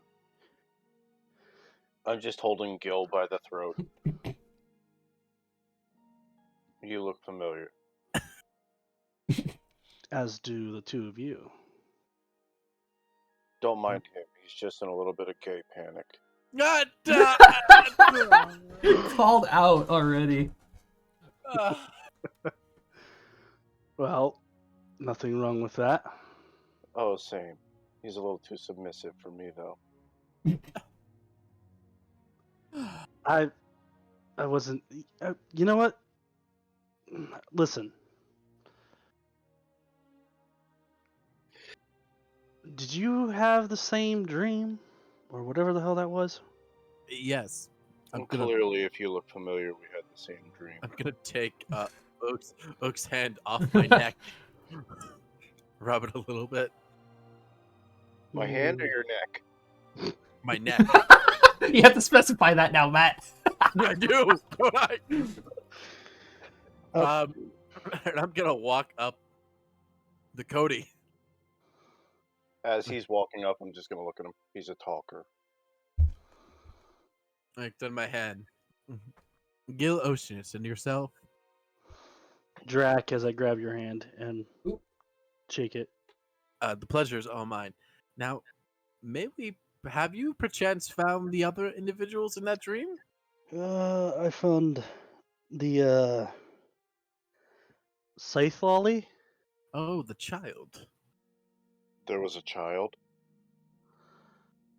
I mean, she at least looked like a child. You know, the creepy little girl with the scythe. Oh, that's a child. I mean, I guess you're all probably considerably younger than me. Besides the point, we should talk about that. No? The dream or the lolly? Listen, Oh? listen. I'm a bit busy, and I got to get back to work. If you want to discuss this, we can meet at the inn in the middle of town later on tonight. There's a party going on. She's already meant to meet us there. Works for me. Fine. That doesn't help trying to get your ducks in the row beforehand, but all right. Hey, listen, I got to make money. Don't we all? All right. Then I'll see you tonight. Dusk is just gonna drag Gil away now. I'm not complaining, but Congratulations, Gil. You became someone's bitch in the first 20 minutes of meeting him. God damn it! Not again. All right. So, is there anything else that you guys want to do while you guys wait for nighttime to come around? Not that I can think of. I was just looking at Julie. All right, Cody, you could go ahead and make me another luck roll for your sales for the rest of the day.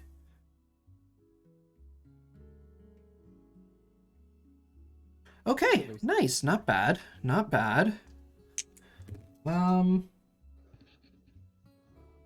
gonna re-roll that because I'm gonna re-roll it again. There we go. So yeah, you actually managed to clean out the rest of your bag of little trinkets and shit, and managed to snag 44 gold out of it. 44? Yep. But now, unfortunately, you're out of stock. Yeah.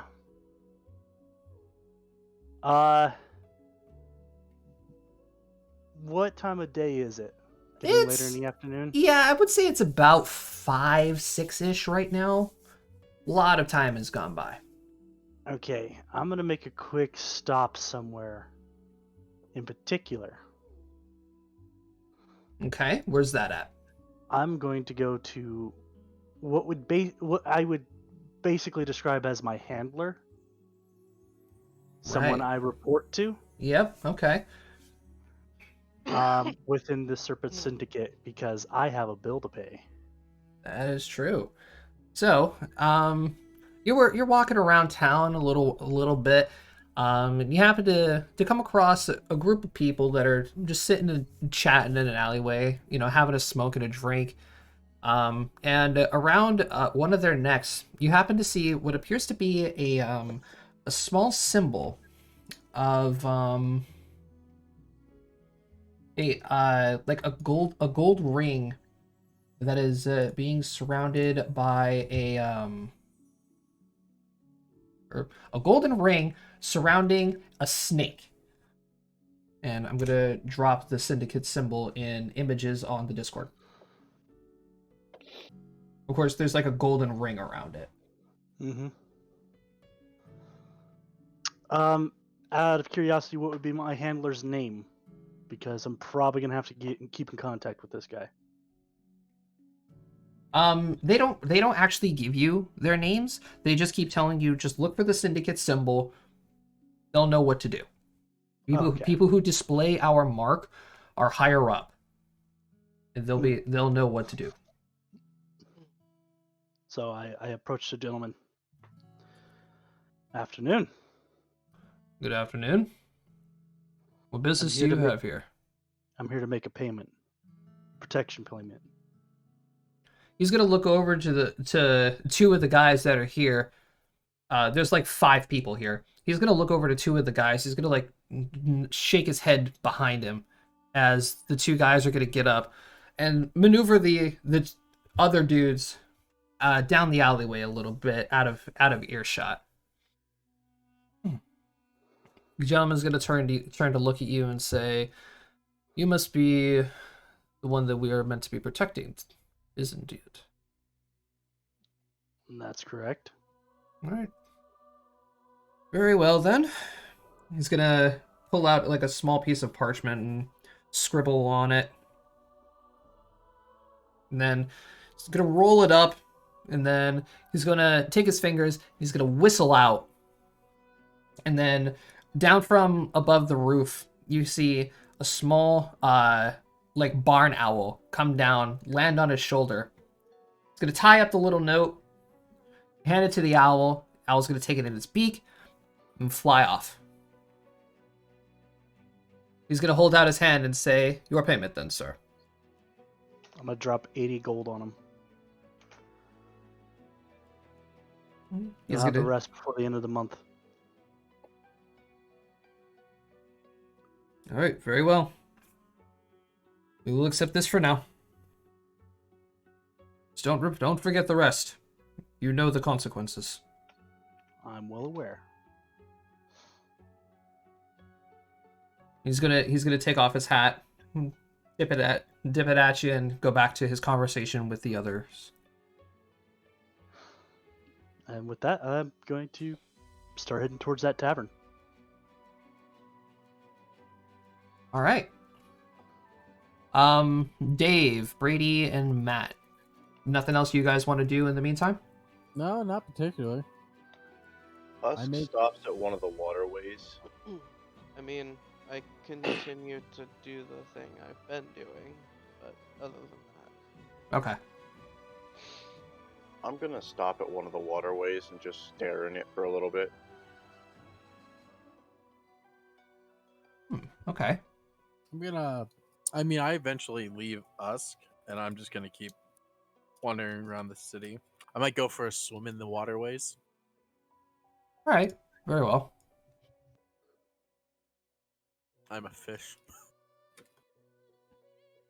All right. Over some time, nightfall begins to slowly fall. Words. Words are hard, man. Yeah, a little bit. And you guys through the grapevine and civilians walking around. You guys hear that? Oh, the party's starting soon. Party's starting soon. And such like that. And they're talking about like, oh, Barkeep has like fresh taps on. There's going to be live music. So, who's going to make it to the bar first? I don't know. I would be heading right over after doing that, so I'm getting there probably about 6 or 7. 6 or 6:30. All right, fair enough. So you actually do make it there pretty early. All right, we're going to take you to the bar. All right. Husk is gonna get there around 8 o'clock-ish. All right. Dave and Matt, what time do you guys want to get there? You want to get early, or do you want to? I'd probably be either like moderate. I would probably see if the other guys from my guild are going, and just go with them. Hey, yeah, you heard a couple of guys are heading out. I will arrive when the party has started, but is not yet quite in full swing. Right. So yeah, Cody, you managed to get there. The tavern's still pretty. It's starting to get a little busy around here. People are talking, they're cheering, having a good time. The music isn't here yet, and it's just the constant chatter of people talking about, oh, market, trade, business, and you also see like a couple of people that are dressed in like full armor and such. Dressed in what? In full armor. Oh. They look like they're adventurers. Hmm. Okay. I already moved myself into my seat. Yep, I would I saw. definitely be having a beer or a mead, whatever they're serving, on tap. Yep. Single gold tap right now. Must Single got gold a tap. tap. I'm only taking one. Okay.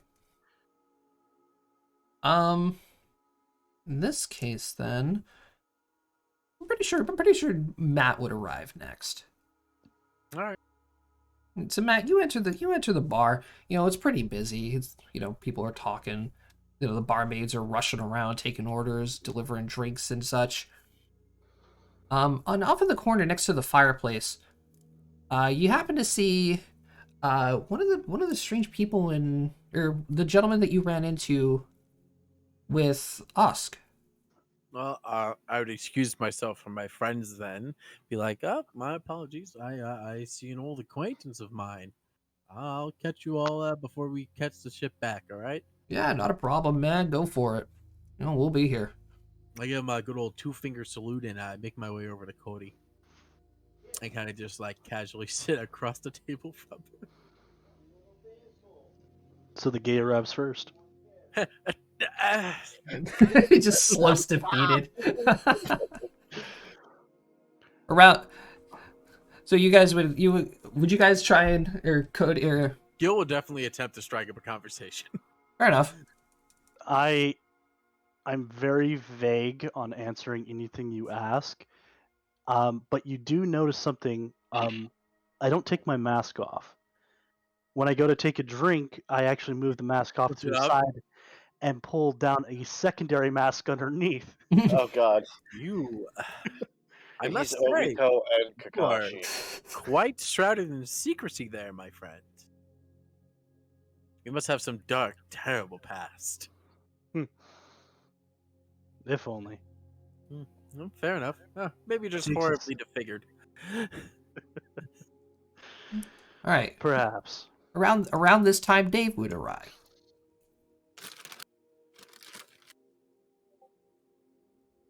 All right. So yeah, Dave, same description. Tavern's pretty busy. Food's being delivered. Rich smell. It smells great in here. Yes. While I'm talking to Cody, I'm totally looking like the guys around the bar. From where you're sitting, Matt, you can only really see what appears to be like an elf sitting at the table with a staff next to him. A guy that's kind of like Cody, shrouded in a cloak and such. You see a dwarven man surrounded by like maybe 7 mugs of ale, downing another one. The one behind you looks like an easy lay. Oh, my apologies. I don't. How should I say it? I don't cast the net and hope for the sturgeons. I like you. All right. So, Dave, you arrive, glancing around the tavern through all the heads and such. You can recognize the blue-skinned elf and the shady merchant that you ran into in the alleys. Why am I shady? Because you're shady. You're shady You're as fuck, goddamn Cody. What the sketch. hell? Your character is sketch. If you were a tree, you'd be having so much shade. Casting so much shade. Gonna come up on your character on your right hand side and gently put my hand on your shoulder. I am immediately going to turn to you with a warm smile and be like, "Oh, you must be the other member of our weird excursion upon the dreamscape last night, Gil Oceanus, and you?" You may call me Scarlet. You are all so. What's the word? Reserved. Some more than others. Hmm. Well, pleasure to I'll meet you, shake Scarlet. I'll shake your hand and I'll sit down. It's a pleasure to meet you, Gil. Well, the pleasure is all mine. So Would the I lady take like a drink? The barmaid would have came by and asked Gil and Scarlet what they would have wanted to drink. Gil will just have whatever the gold tap is. Okay.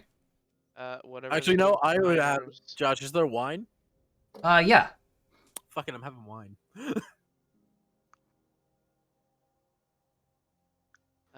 For me, whatever they give to minors.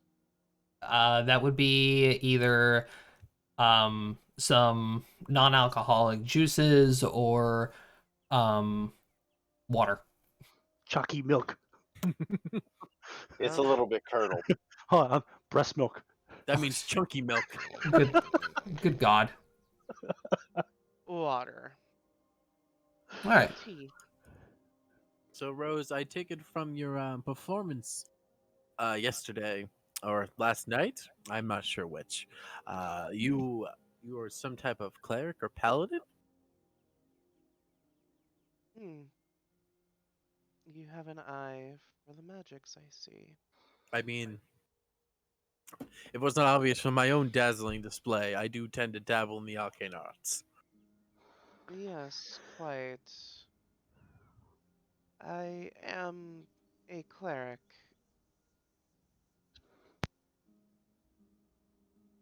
I studied under one of the greatest healers of this world Hmm, for fascinating. several years. Oh, well, you must be quite proficient at it then.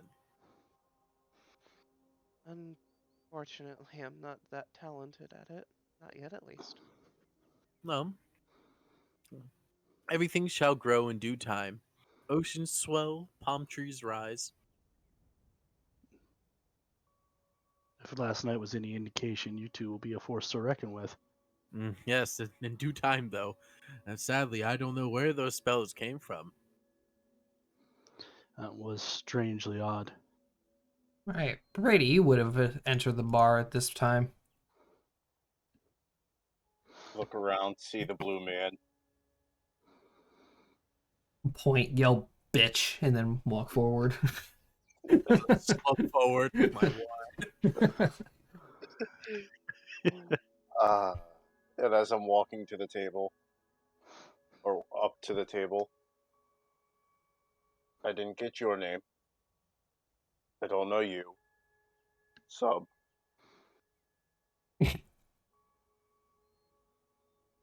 Wait, what? He says, yeah, I didn't get your name. That was Cody. I don't know you. That's Scarlet. And he called you a sub. That's sub. Yeah, he just called you sub. The only thing I'm a sub of is a submersible. I'm pretty sure you're submissive as well. Just drinks his wine at the feet. Please have a seat. Let us know who you are and You can call me Usk. Drac. You may call me Scarlet. Drac, Scarlet, Sub. It's Gil! No, it's Sub. Dear Lord, you make one offhand comment. That was very overt. My apologies. I assumed the market was louder than your hearing. Never judge a book by its cover. Okay, we've met. Now what? Well, I We believe. drink.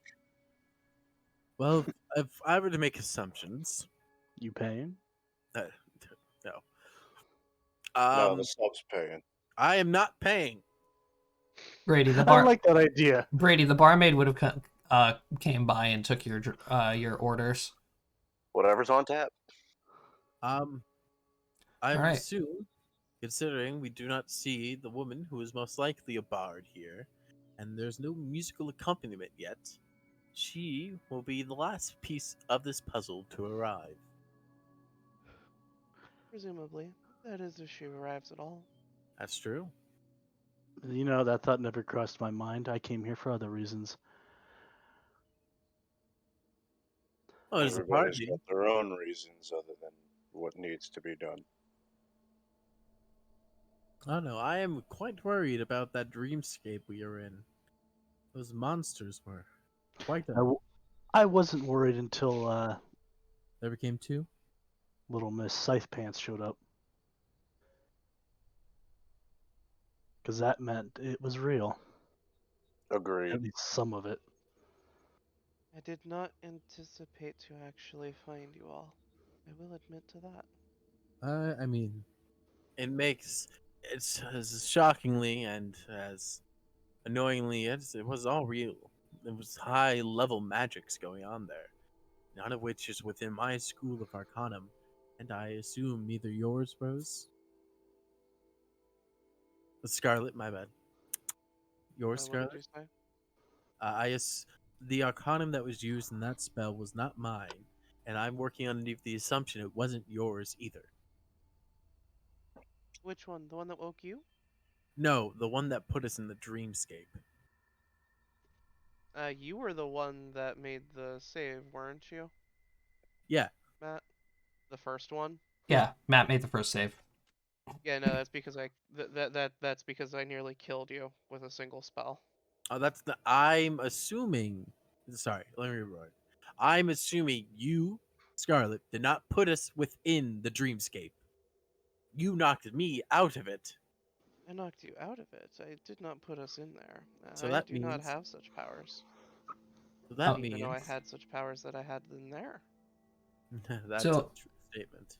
As time goes on, as you guys are talking about your dreamscape, you guys happen to hear the doors of the tavern kind of like bust open a little bit as a man, a very well dressed man, carrying a case, runs into the bar and right up to this groggy looking gentleman up here behind the counter, and they start having a conversation about it. And the old man behind the bar, he seems rather upset.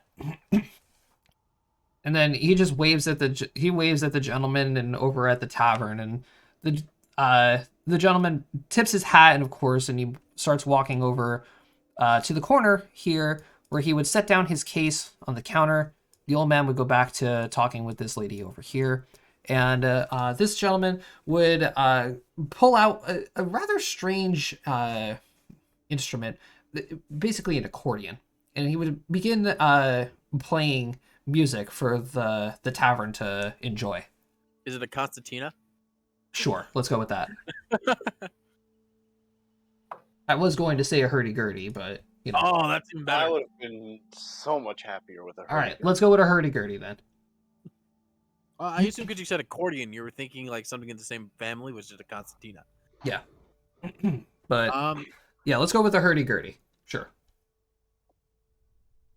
I'm just gonna pretend I know what that is. look it up. It's really cool. It's really Cody. cool actually. Cody, did you ever play Sea of Thieves? No. Okay, never mind. It's worth a Google. It is worth a Google. Well, that's not the individual we met within the dreamscape. They played a violin.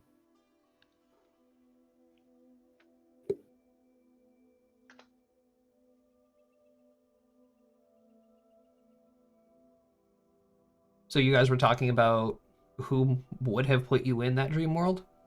Mm-hmm. I mean, can I make the obvious assumption that it was the one person who knew it was a dream the whole time? You can make that strong assumption. She was the only one who knew what was going on after all. Mm-hmm. Until Pretty Boy did something about it, but He took some convincing too. The obvious answer to whom put us in there was that bard with the violin. She may know the answer. I mean, she's the only one aware of the situation the whole entire time. Perhaps she realized it before we did. Hmm. We didn't seem to come into consciousness at the beginning of. Oh, that's said true. But she did specifically say, if I remember correctly, that she's never seen this as strong, meaning that she's seen creatures like that in the past. Go ahead and make your perception rolls, the four of you. Okay. Ha! No. Good job, Brady. Good job, Cody. Yeah. I'm in the cup. I'm in the cup. Are we all making perception Mhm. checks? Yes. Yes. Dave, save our shit rolls. All right. So, as you guys are talking about this, you happen to see another person enter the bar. They're you can't really see who they are, but they are draped in what appears to be like a large brown cloak, and they have something large and wrapped that's like slung over their back. You can see like a strap over them, but you can't really see the object either, as they like make a nervous, quick walk through the bar and then over to the counter here.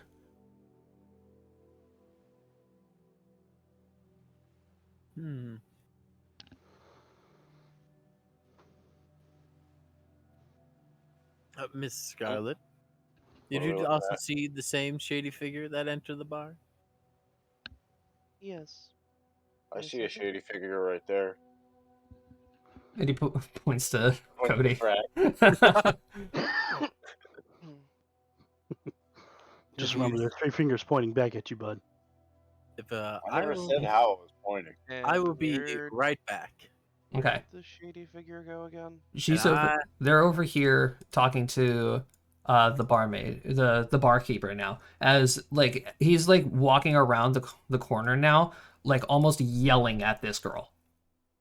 I think I'm going to make sure that they don't make fools I was of also planning on themselves. walking over there. I look at these two. Are we Now, going somewhere?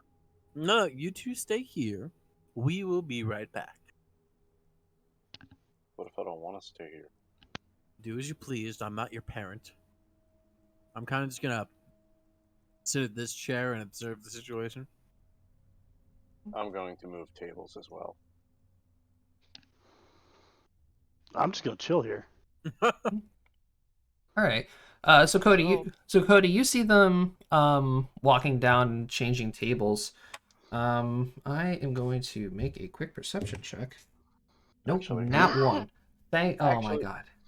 I'm not going to the table. I'm going over here. All right. The lady sitting next to you just like raises her smoke at you like a casual hello. Doesn't say a word. It just goes back to waiting for the barkeep. As the conversation between the two, the barkeep and the cloaked figure, again is starting to heat up a little bit. As he's like yelling at this girl. I'm attempting to listen to this conversation. Go ahead and Matt, Dave, and Brady. Go ahead, give me perception rolls. Hey. Nope. All right. Rose, you're literally like 5 feet from them. It's kind of broken because of the music and the talking and such, but you can still kind of hear what's going on. And he's like yelling at her, saying like, you're late. I don't understand why you're late to a festival this, like a party this large. I had to call in somebody else who's actually capable of being on time and giving me what I paid for nonetheless. And then she is like pleading with this gentleman. She's like, no, please, you don't understand. I have to have this gig. I need this money. And he just scowls at her and waves her off and says, I don't need you or your lousy excuses. Take your performances elsewhere. You're not welcome here anymore. Get out of my bar. Oscar's going to bang the cup on the table. He's gonna look up and like scowl at you and be like, I'll be with you in just a minute. He's gonna look down and he's gonna point at her again and point at the door and says, you out. He's gonna walk over and he's gonna start serving you as the figure is gonna look down. Who rolled the 24? I did. Gil. All right. So Gil, as you're seeing this girl walking away, you happen to like watch her like wipe her eyes, and then you and her make eye contact, and this is the elf girl. Yeah. This is the elven girl. I'm going to extend my hand out holding the wine glass and be like, would you like to have a seat? It seems that you don't have anything else better to do this evening. She suddenly looks in a panic. She like takes her cloak and covers her face and starts to quickly make her way out of the bar.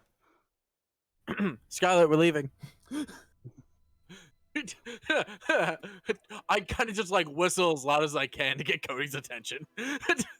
Story reasons. No fun. You seemed a little surprised with her reaction.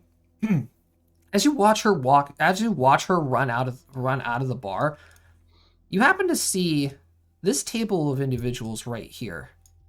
They all seem to look at each other, nod to each other, place a small sack of gold on the ground, and they follow her out. Oh, that can't be good. Do I see this happen as well, or am I too focused on the bar keep? Well, he would have taken your drink order. You know, he's a little pissed off. He was just like, "Look, I was in a situation. What do you want?" So Refill.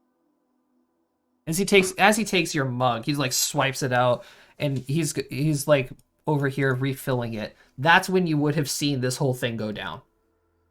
Not gonna say anything to him. Just gonna walk away. now, here's another question. Canty's in the corner. Does he see this happen? Yes, it's not that hard to see a large group of people walk out after somebody who looks like they're scared. Do I see them drop the coin? You do. Yeah. I knew where that was going. I knew where this was going too. I am making my way towards that bag. Okay. I'm following them out. All right. So Gil, you're following out. Brady, I'm assuming you're going with him. Yes. All right, Dave, are you going with? Dude didn't leave money on the counter. Yes, and I would just be walked out. leaving. Okay. I've been paying for. I like to point out. I paid for my own glass of wine up front. I had. I'm not water. paying for my refill. You didn't drink it, yeah.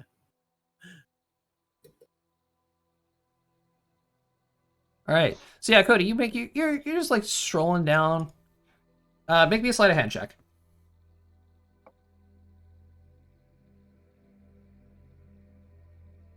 Oh, nice.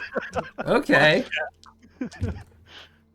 I think I pick up that bag. Yeah, you pick up that bag and you get out of there scot free. No one pays a damn attention. And I walk out the same door. All right. So, you guys make your way through the streets. It's starting to get a little dark out. The lanterns on the streets are lighting up and such. Give me perception rolls again, everyone. Oh, now is not the time to roll low. Cody, Oh, do something Cody. good. Oh no. With our powers combined, we make 28. I was too busy counting coin. Go ahead and add. Let me actually roll for that for you. 86 gold. Wow. Wow. They drank a lot. We got food too. Hey, I gotta reward that sleight of hand. That was a good sleight of hand, especially for level 1. Yeah. All right, so each of you has made your way out of the bar. Cody's counting coin as he's on his way out. I'm gonna say, Osk, Scarlet, and Gil were like looking around for the elf girl. Usk is more looking for the group that walked out. You guys happen to see the lady in blue. You happen to see like the tail end of her coat start rushing down an alleyway. That is the way Usk takes off. Follow Osk. I follow. All right. So as you guys start trailing your way down the alleyway, following these people, you happen to hear them screech to a halt.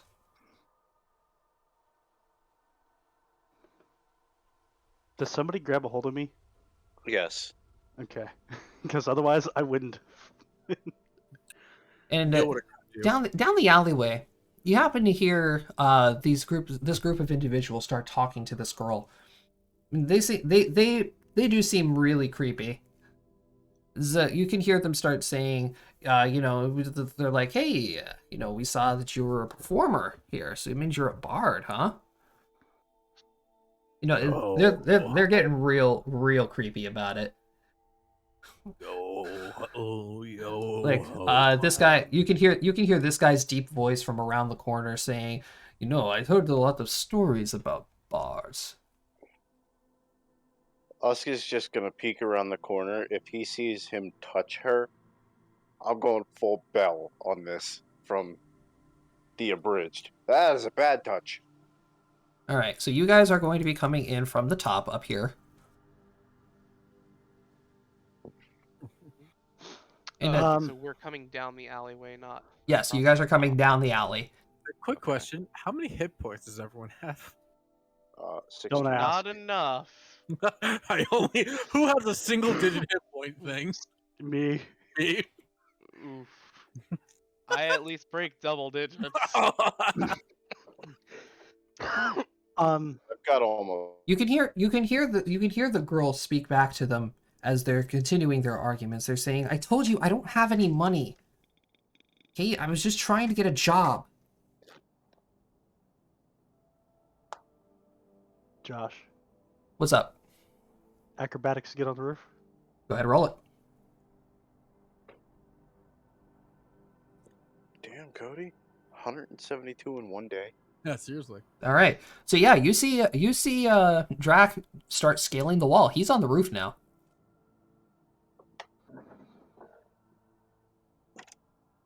Should we wait or intervene? I'm just going to pull the hood up over my head of my dark black cloak. Usk takes his nice shirt off. I take out my scythe and I start slowly walking down the alleyway. You call that a nice shirt? Dave, make me a stealth roll. I'm also slowly walking down the alley with my great sword out. Make me stealth rolls. Does any of them obviously have a gun that I can see?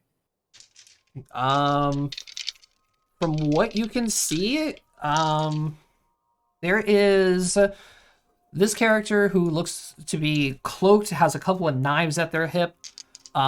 This one is also cloaked, but she has a staff.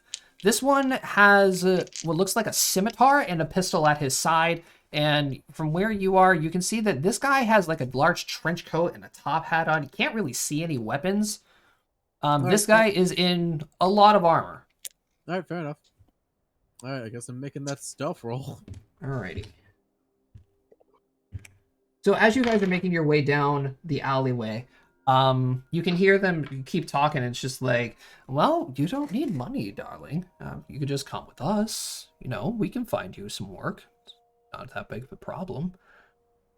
And unfortunately, Scarlet and Gil, you guys are going to get spotted by this one. I'm just creeping along the wall. I'm gonna pretend drunk. Give me bluff. God fucking dead. It's goddamn 7.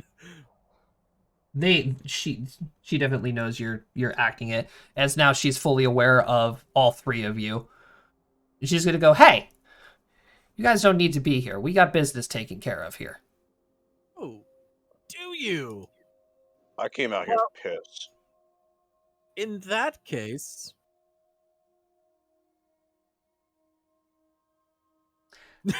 All right, here we go. Oh, okay. This is your surprise round. So there's a fight now. Okay.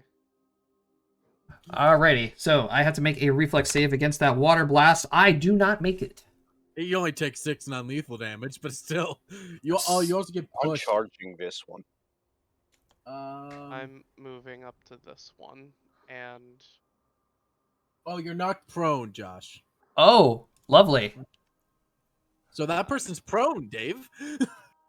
oh, I am okay. face to face with I'm this going woman to swinging try her. to pin her. So let's, whoever you want to start with, Josh. Well, this is now going to be initiative. Oh, Do I so still my get the surprise surprise round attack from the? Yeah, Brady, I'll let you go ahead and make your surprise attack. All right, let me And just roll can my I make initiative that quick. attempt to pin? God damn. Yep, go Oh, for I it. rolled it twice. Ignore the That's- 22. That sucks. I got a 6. If I am keep I rolling 17s for initiative, I'm going to be mad. am I in combat? You No, I don't- you technically are not in combat. You haven't acted yet. Then I will remain hidden for the time being. All right, so Brady, 18 with a slash of your greatsword. You will hit her and deal 8 points of slashing damage. Josh, there's a +1 to that high water blast because of bloodline my bloodline arcana. Okay, so 7 non-lethal. Yep, 7 non-lethal. Alrighty, can do. Let me go ahead and mark their initiatives. This guy is going to have... They are not very initiate. Are they worse than? I mean, oh God, someone did worse than me. I mean, I'm not surprised considering we just surprised them. Yeah, a little bit. Gil's like, yeah, fuck this. I've dealt with pirates before. 2 of them are worse than you. Oh wow. I All right, try. initiative has been rolled. Brady, you're up. However, can I make my turn? You want to do your surprise? Mm-hmm. Go for it. Stabbing in the neck. Assassin's Creed. He has a 10-foot flail. Yeah, so I can hit him from up here. You bastard. Alrighty. No, actually, you're not going to be able to. This No. is a 2-story building. Oh, okay. Stabbing in the neck. Uh, Oh, jumping down's gonna hurt then, unless you jump onto him. It is a 15-foot drop.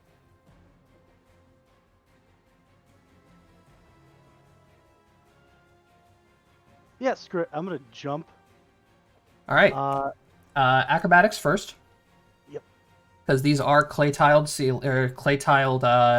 roofs. Oh, now we're in Black Flag, aren't we? All right. Acrobatics does manage. You are coming down right on top of him. Yeah, I'm coming down right on top of him. All right. Make that attack. Yep. This is from stealth. 21 will hit me. God, you rolled a 1 in both the Oh attacks. no. That's all right. 5 Alright. damage is 5 damage. Yep, that is going to be 5 damage. Especially at level 1. Alrighty. Top of the initiative order. Osk. I see she's still standing and repeat my previous attack. Okay, go for it.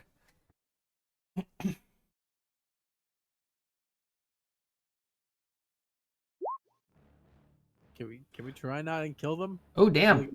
All I right. feel like it'd be bad if we just murdered them. 24 will hit me, dealing 9 points of damage, and that is going to bring me down. Take out the casters first. I don't know if I should be offended by that.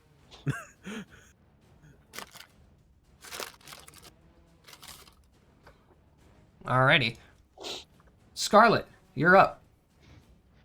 Okay, so did the 18 pin this person? Since they were already prone. Yes. That is a pin. Alright, you know what happens next. Go for it.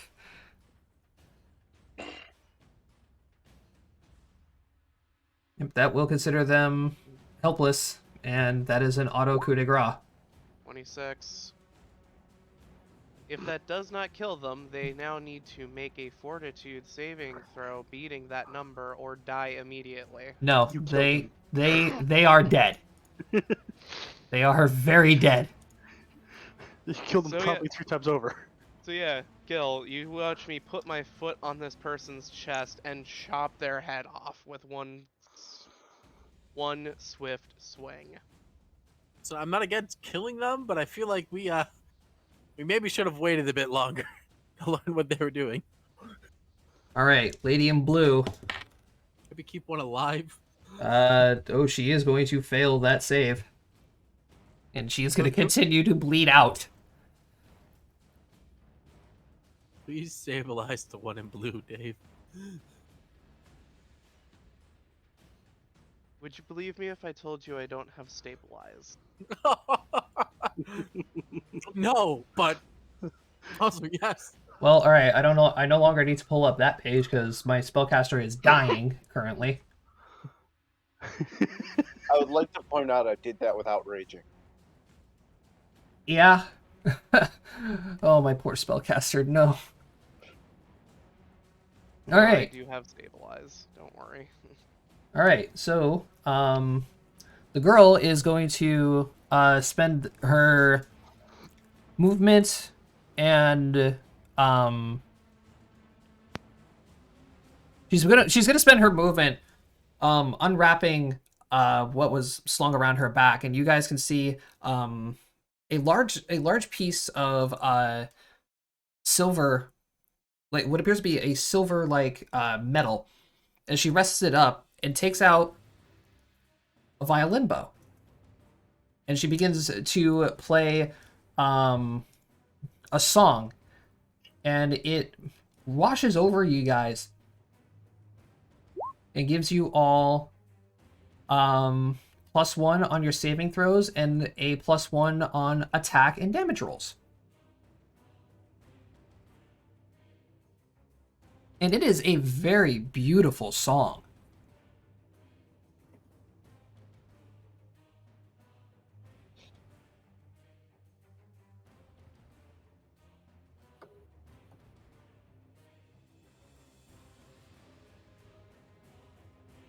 Alrighty. My assassin is dead. As this guy in front of Drac is going to pull out his sword, and he is going to take a swing at Cody. And Cody, that is going to be a 15 to hit you. Nope. Does not What? hit. All right. Your agile movements sees it coming. Slow in the armor. You just dodge right out of the way. Gil, you're up. Let's see here. No, I'll probably go up to here. So I'll make my way into the fray. And you know what? What should I do?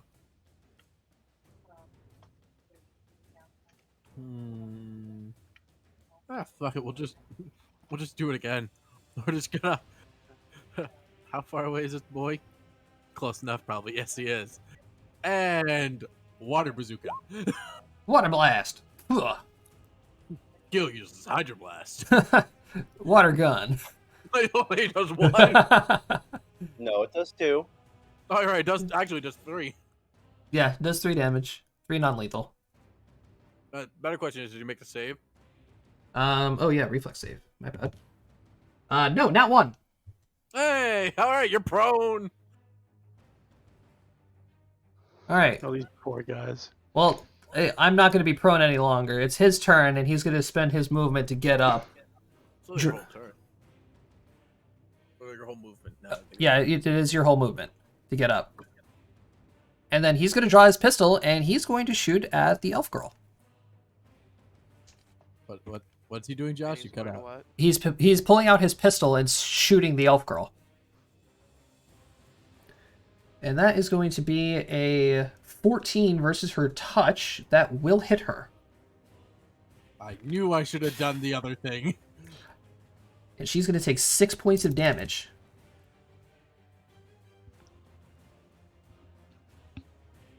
Do we know? Can we tell those pistols are single use or multi-round? They're multi-round. All right, sounds good to me. Me inventing flintlock pistols and just leaving it there when I had revolvers? What? You know what, Dave? Shush. Matt, I have a 16 to hit you. Oh, you hit me, buddy boy. But Wave shield. Oh yeah. All right. So you gain DR1 versus this attack. yay! You're still taking 5 points of damage as I roll 6. Listen. I have 3 hit points now instead of 2. I'll take it. All right. Osk. This man just shot her. Raging charge. Oh, raging and charging.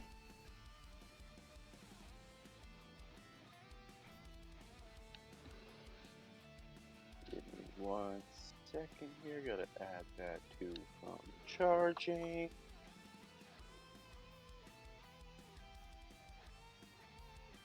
Hi there, sir.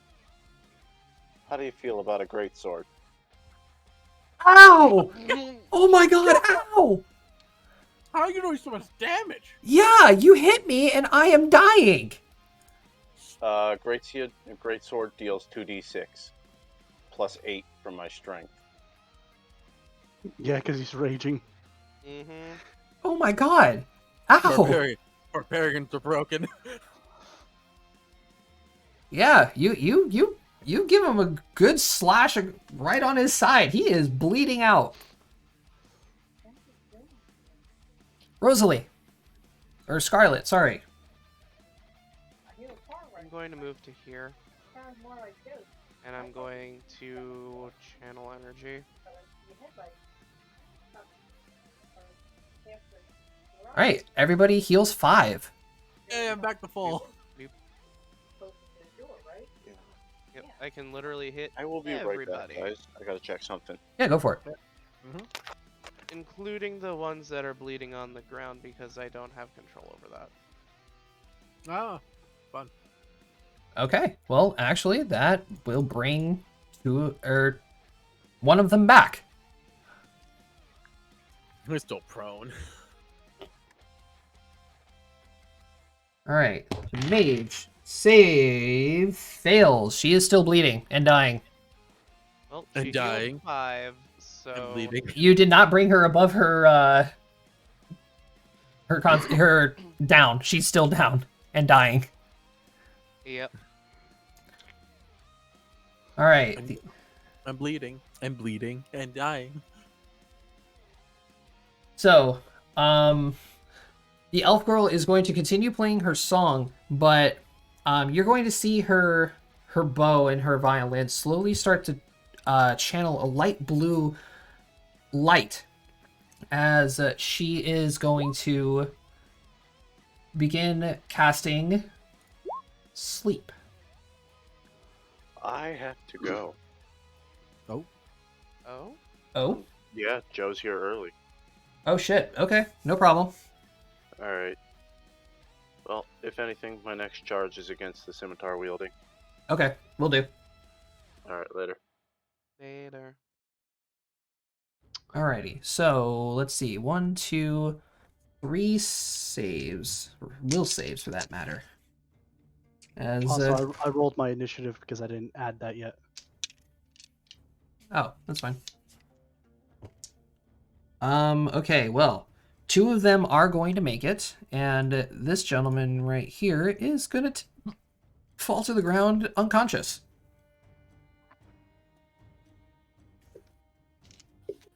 One that just got back up because Yeah. of Dave. That boy is going to be concussed. Yeah, a little bit. Actually, no, he would have been prone on the ground still. So Right. yeah, he just like gets up and just and back down. All right, so armored boy gonna take another swing at Cody.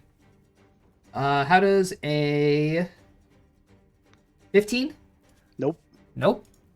Damn, boy. 17 AC. Yep, that's not going to hit him.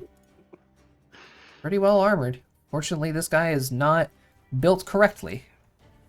Gil, you're up. All right. Gil's gonna do the old pokey poke. Let's stab. Let's stab.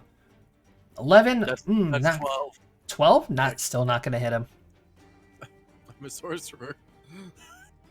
Yeah, still not going to hit him. Oh, no surprise. That gentleman is still asleep. And So, then 5 foot step back. alrighty. Actually, Matt, because you did that, you gave this guy a good opportunity as he's going to draw a pistol in his offhand as well. What you gonna do, Josh? He's drawing a pistol. Oh, And he's going to fire at you with a 13 versus your touch AC. well, my touch is 12. Alright, so I am going to hit you. But, wave shield. You are going to be taking 4 points of damage from the gunshot. Ah, Well, 3 with your wave shield. I'll always want to take less. Wave shield. My turn would be coming up before Brady's. Yes, it will. All right, Cody, you're up. I'm gonna look at this guy and say, "Shall we continue this dance?"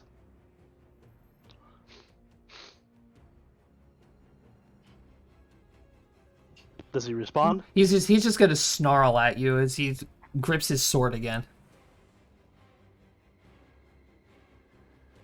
Oh, yep, 20 is going to hit him.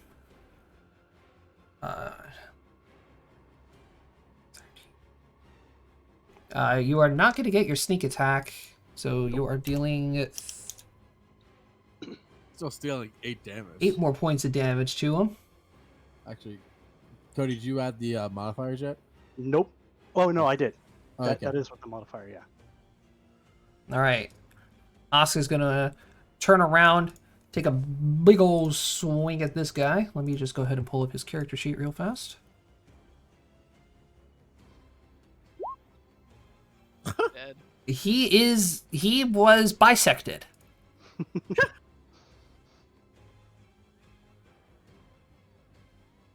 Hey, buddy, maybe you want to rethink your actions here? All Rosalie. your friends are dead. Scarlet, you're up.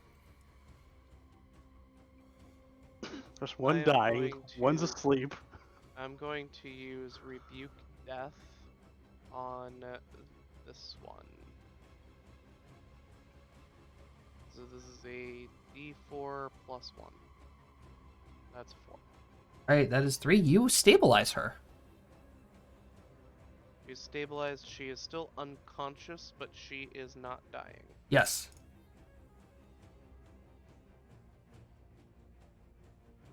And then I focus my attention on this one as I walk straight up to him. Okay, so she is unconscious. The elf girl is... She is just gonna stop her performance. So you guys no longer have these buffs. Oh, what's sad. We still have a G. Ah.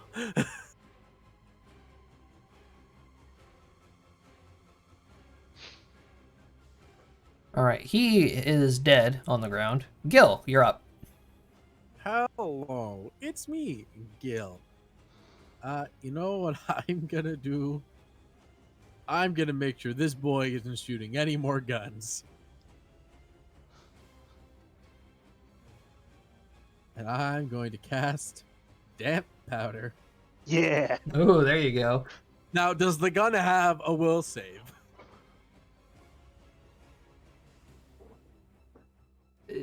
No. So alright, you just rendered his weapon useless. Yeah, it ruins all the bullets. Okay, I didn't even know that was a thing. Alright, fun. He can use a standard action to clear the firearm. Yep. Yeah, Just has to reload it with new bullets is all. Hmm yep. But the ammo inside of it is destroyed. Absolutely destroyed. His buddy, his top hat friend, is still unconscious on the ground, but he still has very good against pirates. he still has a sword, and he is going to run away as he just watched, two of his traveling companions get bisected and decapitated. Attack of opportunity. He is making a withdrawal. He is getting the fuck out of here. Okay. So he is going to be running down this alleyway, and then all of a sudden you hear him slam into something. Oh, it's the guard. Oh, Maybe, that'd be our potentially. luck. I can't see. I don't have a good angle. The only person who can possibly. Oh fuck.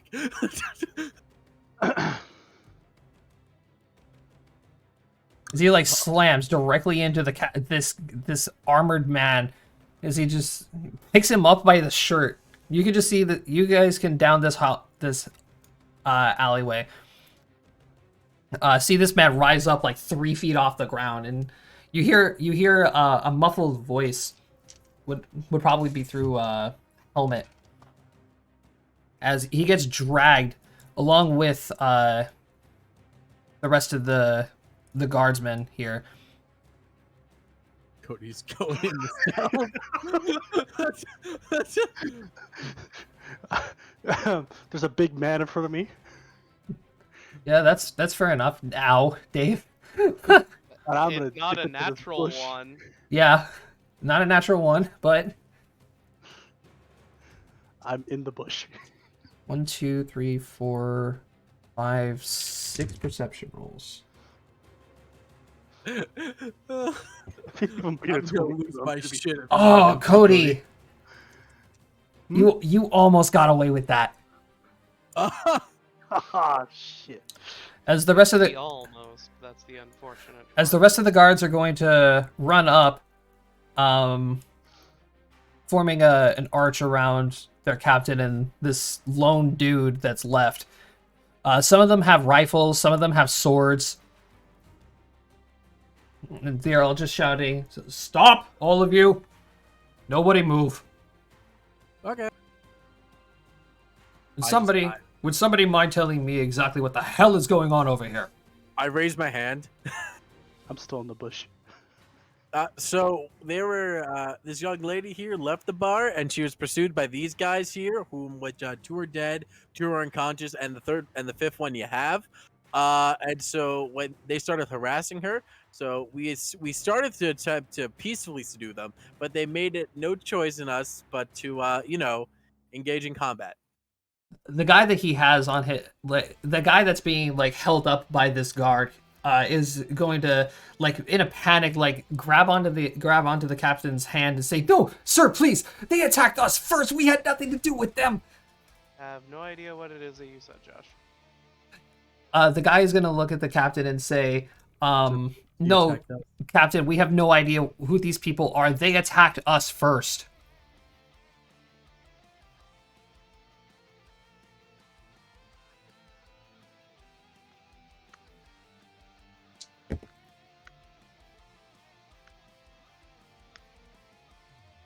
Oh, really? Is that so? Young lady, is this what happened? No, sir. They were... Lie. These individuals came and rescued me. Although I didn't ask for rescuing, but they did rescue me from these people, and it was necessary for the fight.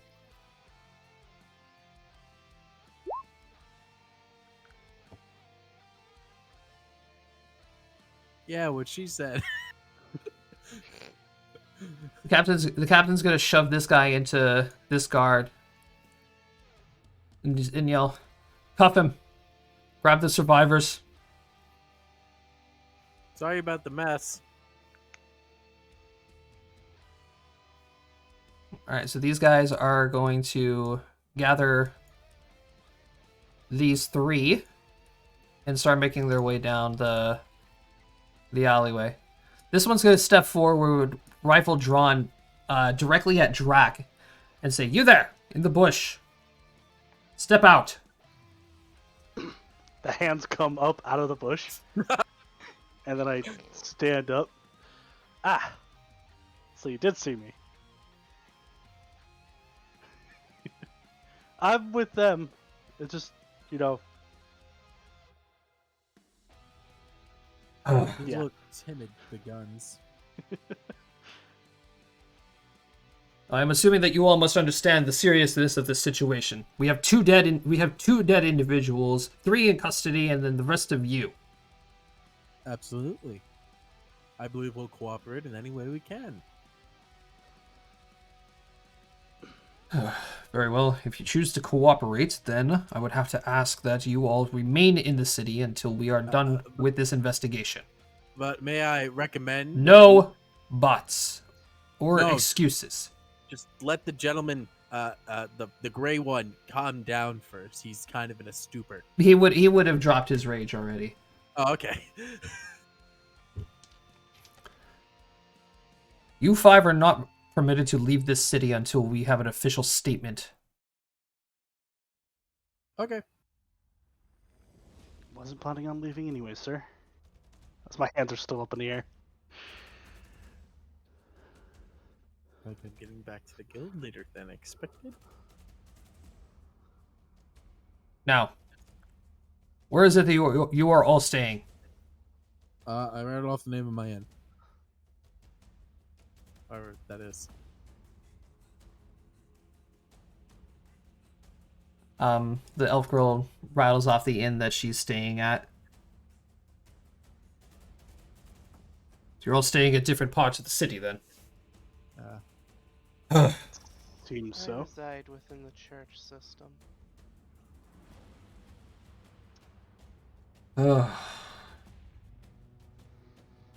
He's gonna look over to this guy and he's going to say, head over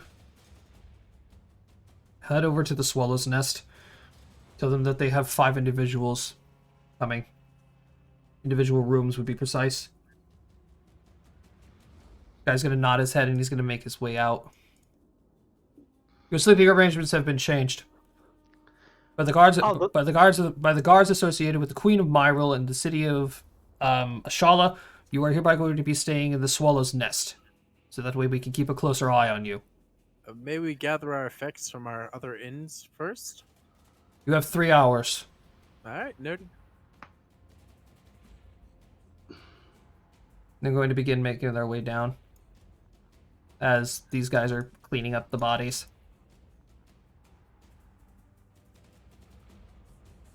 Gonna walk on up the hurt.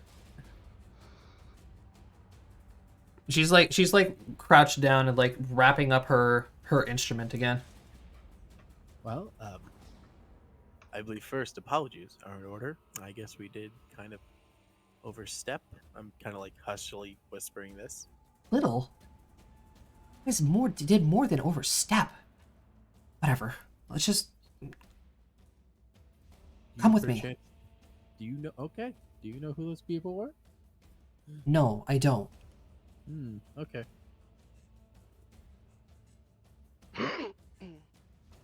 And we're all leaving. La-ti-da-di-da.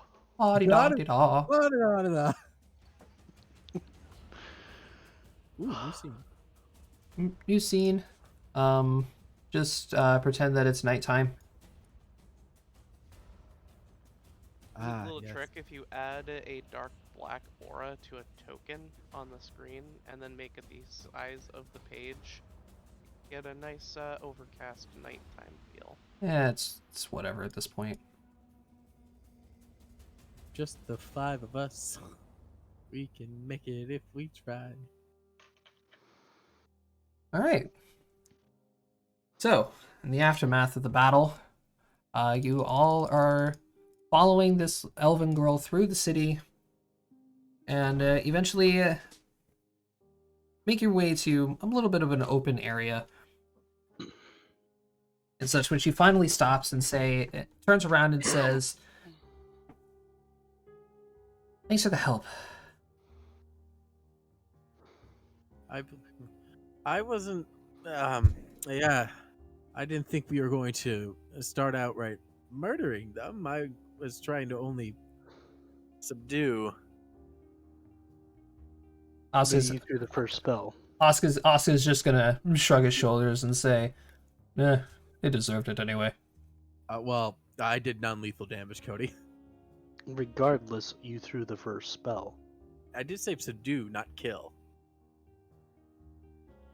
Yeah, I have personal experience in these kinds of things. Wandering these Hmm. lands alone is no easy feat. you're telling me. I come across people like that all the time, but they were much more pushy than the last. Why are you Josh, did I recognize any of them, by the way? No. Okay. Did I have any identifiers on them? You saw like the pirate looking guy to be somebody that you saw at the docks like briefly. You didn't interact with him or anything. Okay. So is there any particular reason you're usually sought out? Oh, manners, my apologies. Gil Oceanus, and you are? She's gonna finally take down her hood where you guys can fully see her blonde hair. You know what? I'm just gonna go ahead and open up A boom! the character sheet. Because now this is actually her full introduction. Ta-da! So yeah, you're gonna see she has bright blonde hair. You can see that she does have elvish features, her pointed ears, green eyes, smooth, pale skin, and she does have a couple of headdresses and decorations of a golden feather across her head, small decorative circlet, necklace, and such. Although she doesn't have the immaculate dress that you guys saw in the dream. She's wearing like what appears to be like a servant's outfit that's been run down through time and travel and such. She's gonna, while holding the strap of the instrument on her back, she's gonna reach out and take your hand, and she's gonna introduce herself as Anathil CL. Pleasure to meet you, Anathil.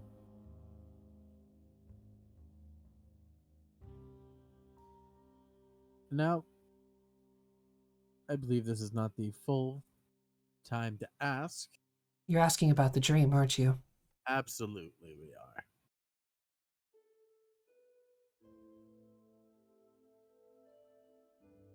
Right, look.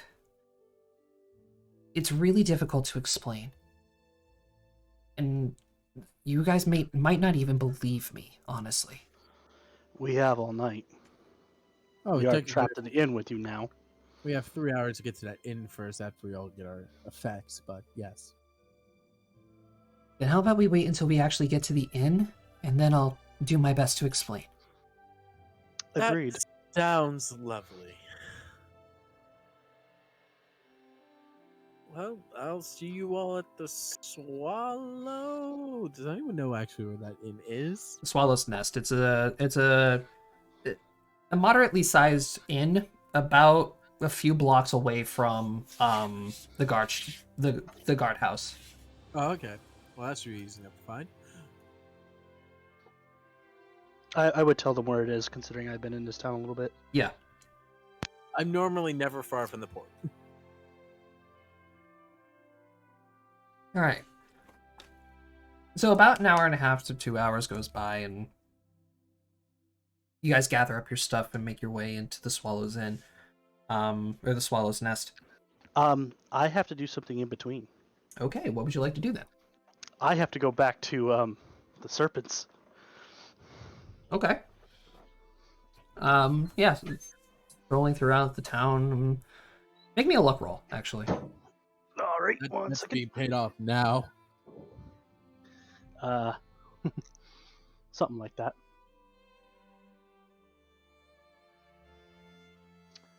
I need a luck roll. Yeah, give me a luck roll. All right, yeah, we can go ahead and say that the gentleman that you spoke to earlier, you just happened to catch just wandering around. Afternoon, sir.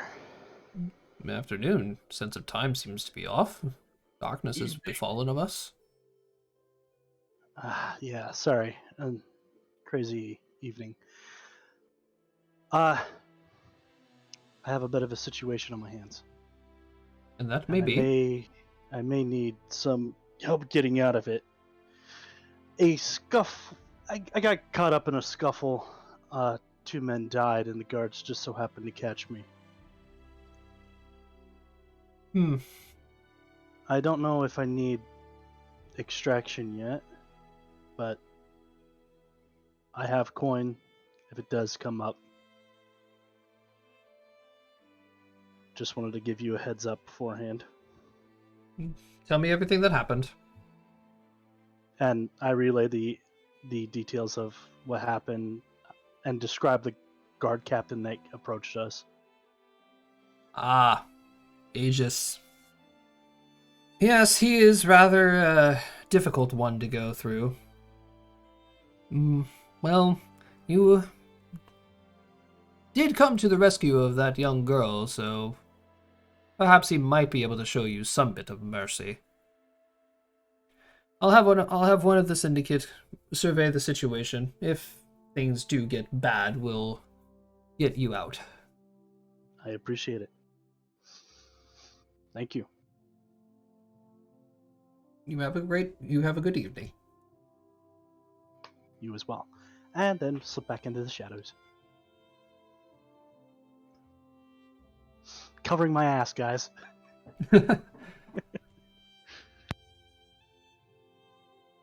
Can't argue that. All right. Eventually, you all do meet up in the Swallow's Nest Inn. The innkeeper there looks to you all down at a paper on the bar counter. Says, "Ah, you guys must be the group that the captain sent down." Yes. Charms. And you are? Call me Luke, the owner of this bar. Pleasure, and I extend my head forward. He shakes it for you. He reaches behind him, hands you guys 5 keys. These are the keys to your room. Captain says he's going to come around tomorrow morning. I lean over to him and whisper, "Careful, you might catch the gay." Homophobic bastard. I whisper it to where you can hear it too. I hate you! You monster!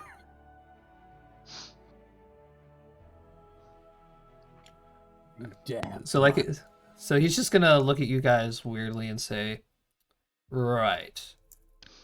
Captain's gonna be here tomorrow morning to take your statements.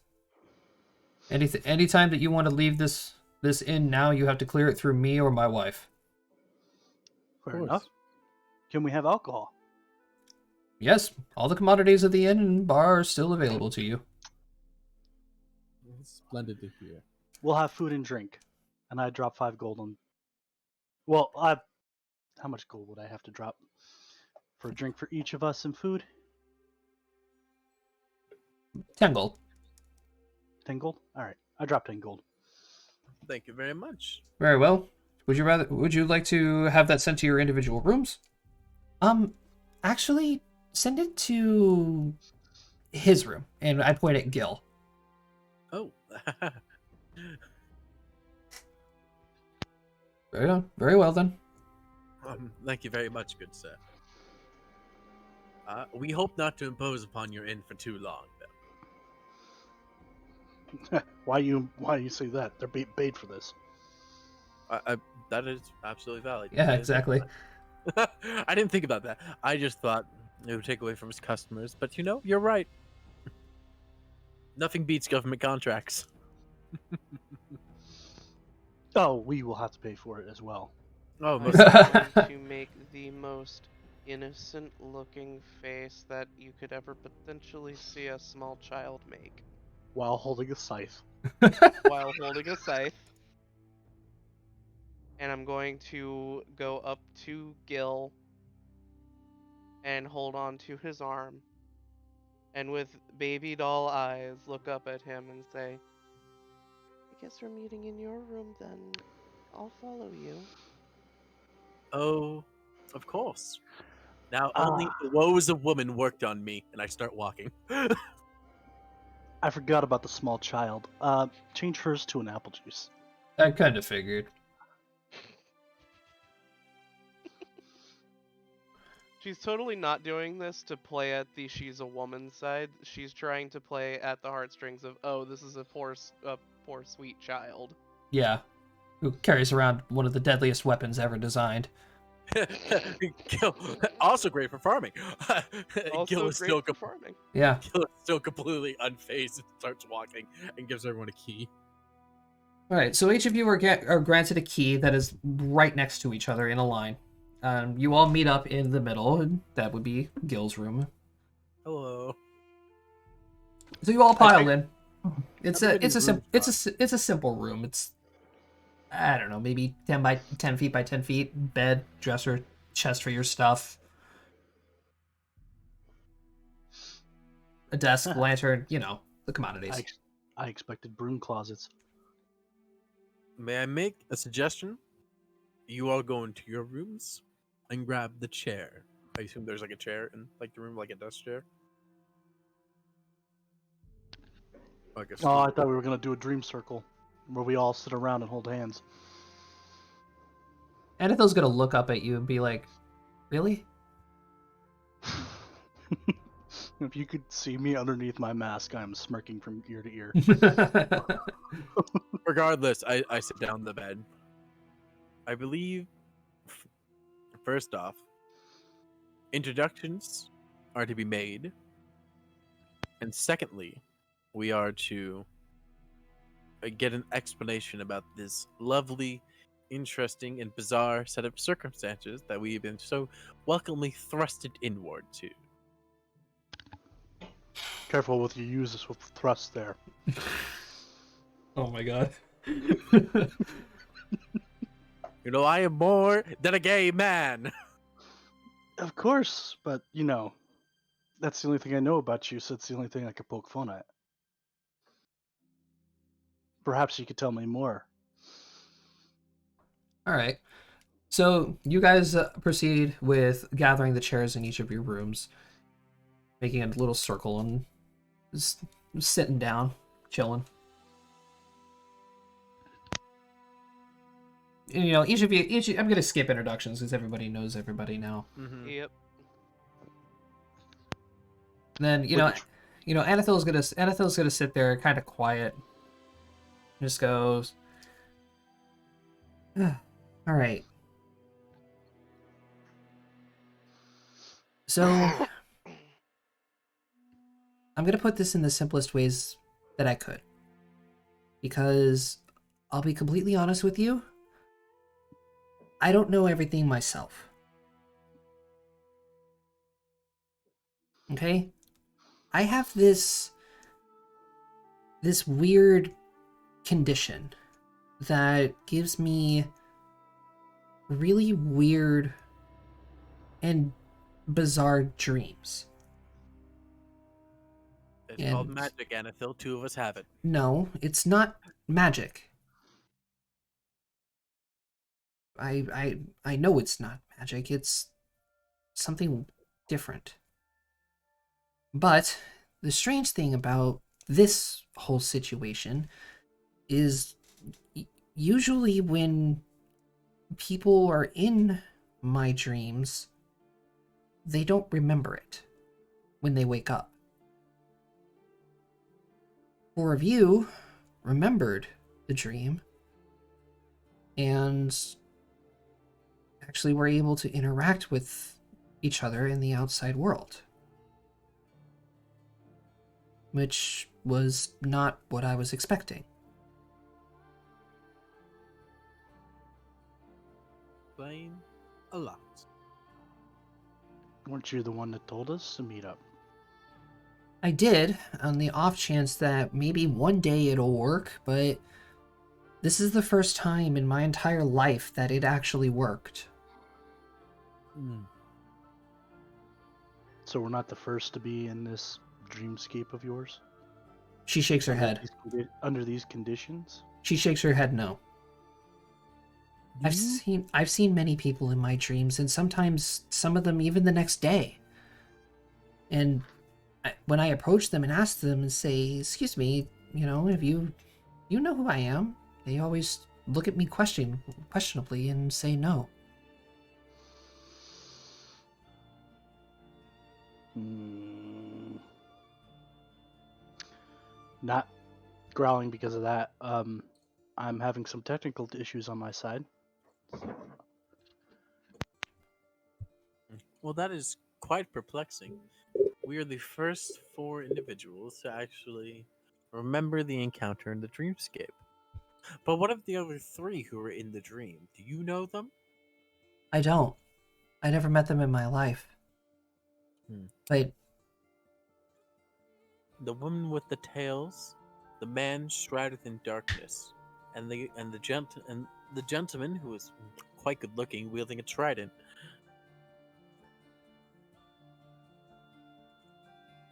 I don't know who they were, but they were almost as scary as the monster. They're relentless, I'll give them that. What is still perplexing me is what that monster even was. I've seen nightmares before, but nothing ever that big or strong.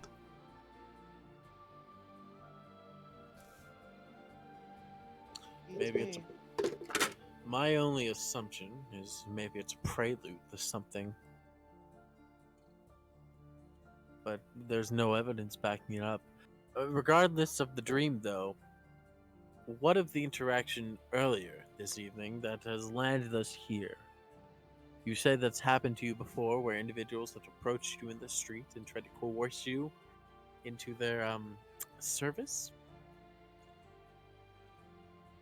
Bards tend to have a bad rep.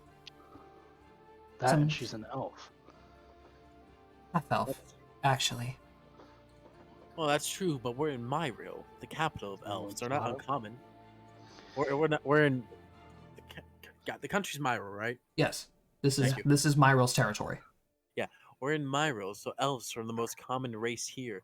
Not to mention the variety of elves. They point to my blue-skinned ass. Yes, but we are at the port city, where many outsiders come and see their first elf. That's You true. know, she's all alone, wrapped in a hood, gives off a shady figure. You know, someone's going to interact with it, especially with a face like that. Not to mention of my profession as well. Bards have a bad. I mean, Well, not some wrong, but not a lot are on good standpoints. There are some famous musicians and such, but a lot of them are well known. Sleazeballs? Yes. I mean, Yes. haven't we all heard of that one from The 9? Yes, those individuals. He's something. He was the one who started this whole thing with bards. Now I can barely even show up my talents. Hmm? Oh, sorry, I was thinking about that gentleman. Yeah, no, it's an issue. So now it just comes down to what are we going to do now? Well, I believe first we plead our case and we make our points stronger than them. Who else we did attack first? It seemed inevitable that if action was not taken, it would have been worse if inaction was taken. I don't know. This whole situation just seems a little bad, especially for us. I mean, we killed 2 people. Well, the nice thing is, we're 5 strangers who have no prior history with each other. So if we just use that to our advantage, as a happenstance that maybe the 4 of us were leaving the bar after some good times and libations and happened upon this. I'm not too worried about it. It's not the first time I've killed, but There's something about they were pirates, I believe. I've seen at least one of them by the port a multitude of times. They definitely weren't from this area. I can tell you that. Well, I think they were, or they travel in and out of these ports often. Well, guess there's nothing to do but to wait until we face the court then. Well, there is one thing we could do. Eat and drink. I pull out the bag of money. It's like we could spend their gold. You didn't. That was to be. That was for the paying the barkeep. Now I he's don't out know all what you're that talking money. about. I don't know what you're talking about. I didn't steal it from the bar. Bluff roll. Said fucking motive right here. Yeah.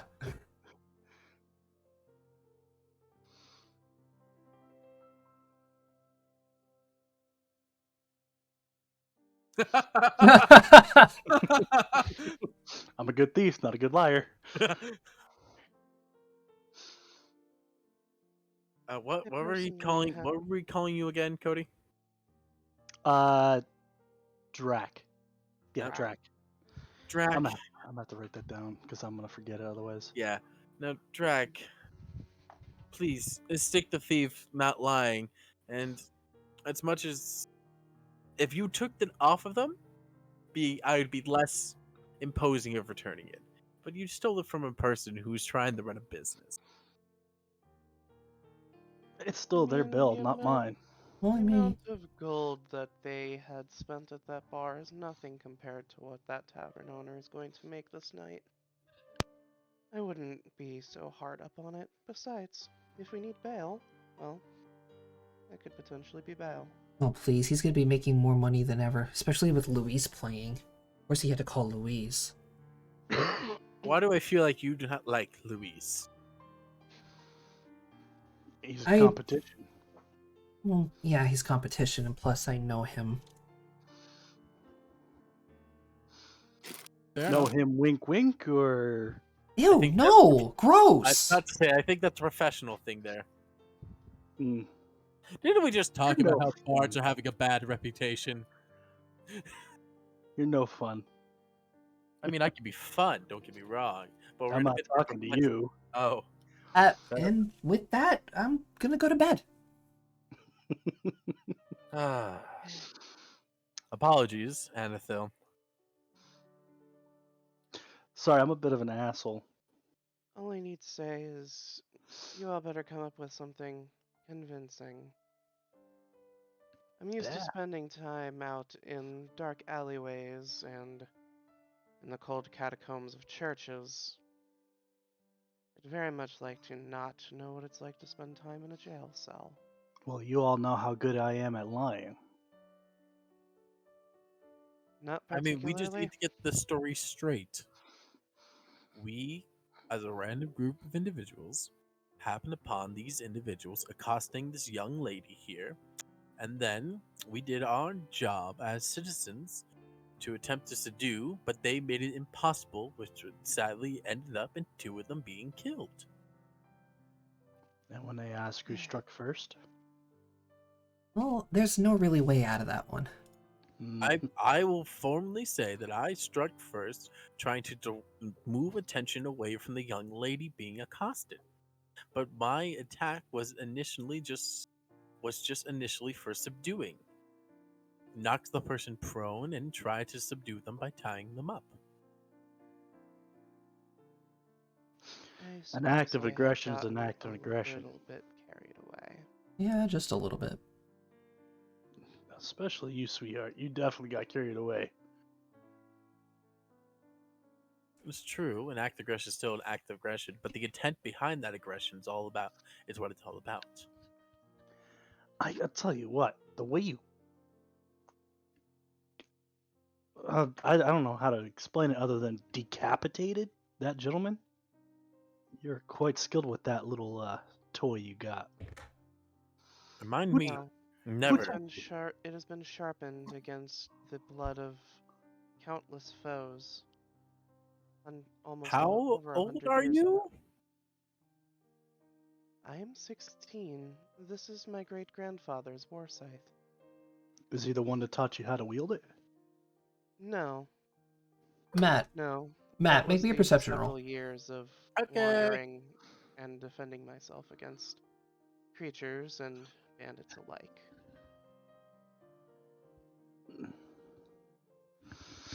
So while So you're self-taught. yeah, so while Scarlet is talking about her scythe and its history, Matt, you happen to catch Anathil staring at your little decoration of the crest. Oh, the earring. Yeah. She doesn't say anything about it. She's just looking at it. I'm just gonna glance my eyes toward her and see what she's looking at, and just kind of just like Once she notices you look at her, she's just gonna like shuffle in her seat, just continue listening to Scarlet. I'm going to give her a courteous smile and ignore it.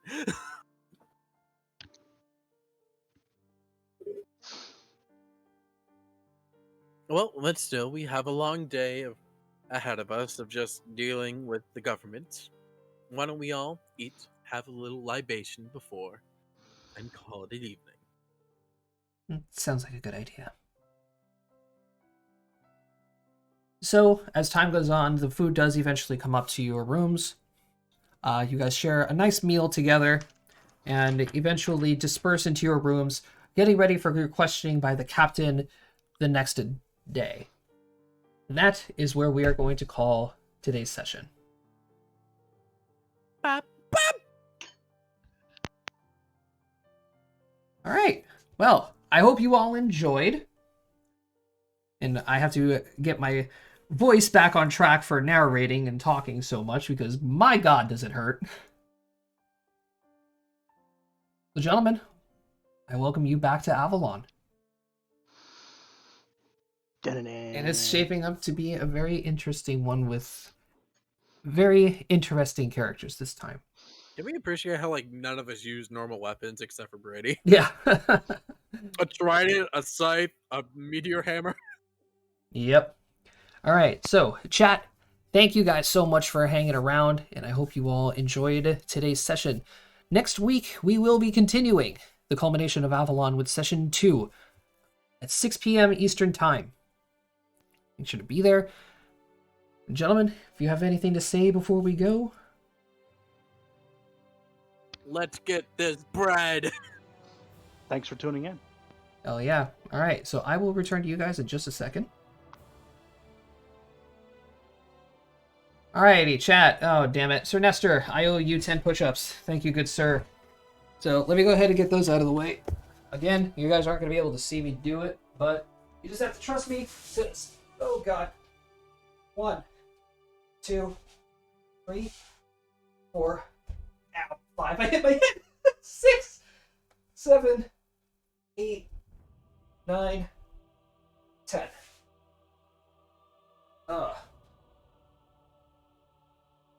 All right, chat, thank you guys so much for coming in. I was very nervous about starting this, but now that we actually got the ball rolling, I'm actually very happy for this whole thing coming about. So yeah, thanks a lot, and I'll catch you guys next week. Thank you again. Bye-bye.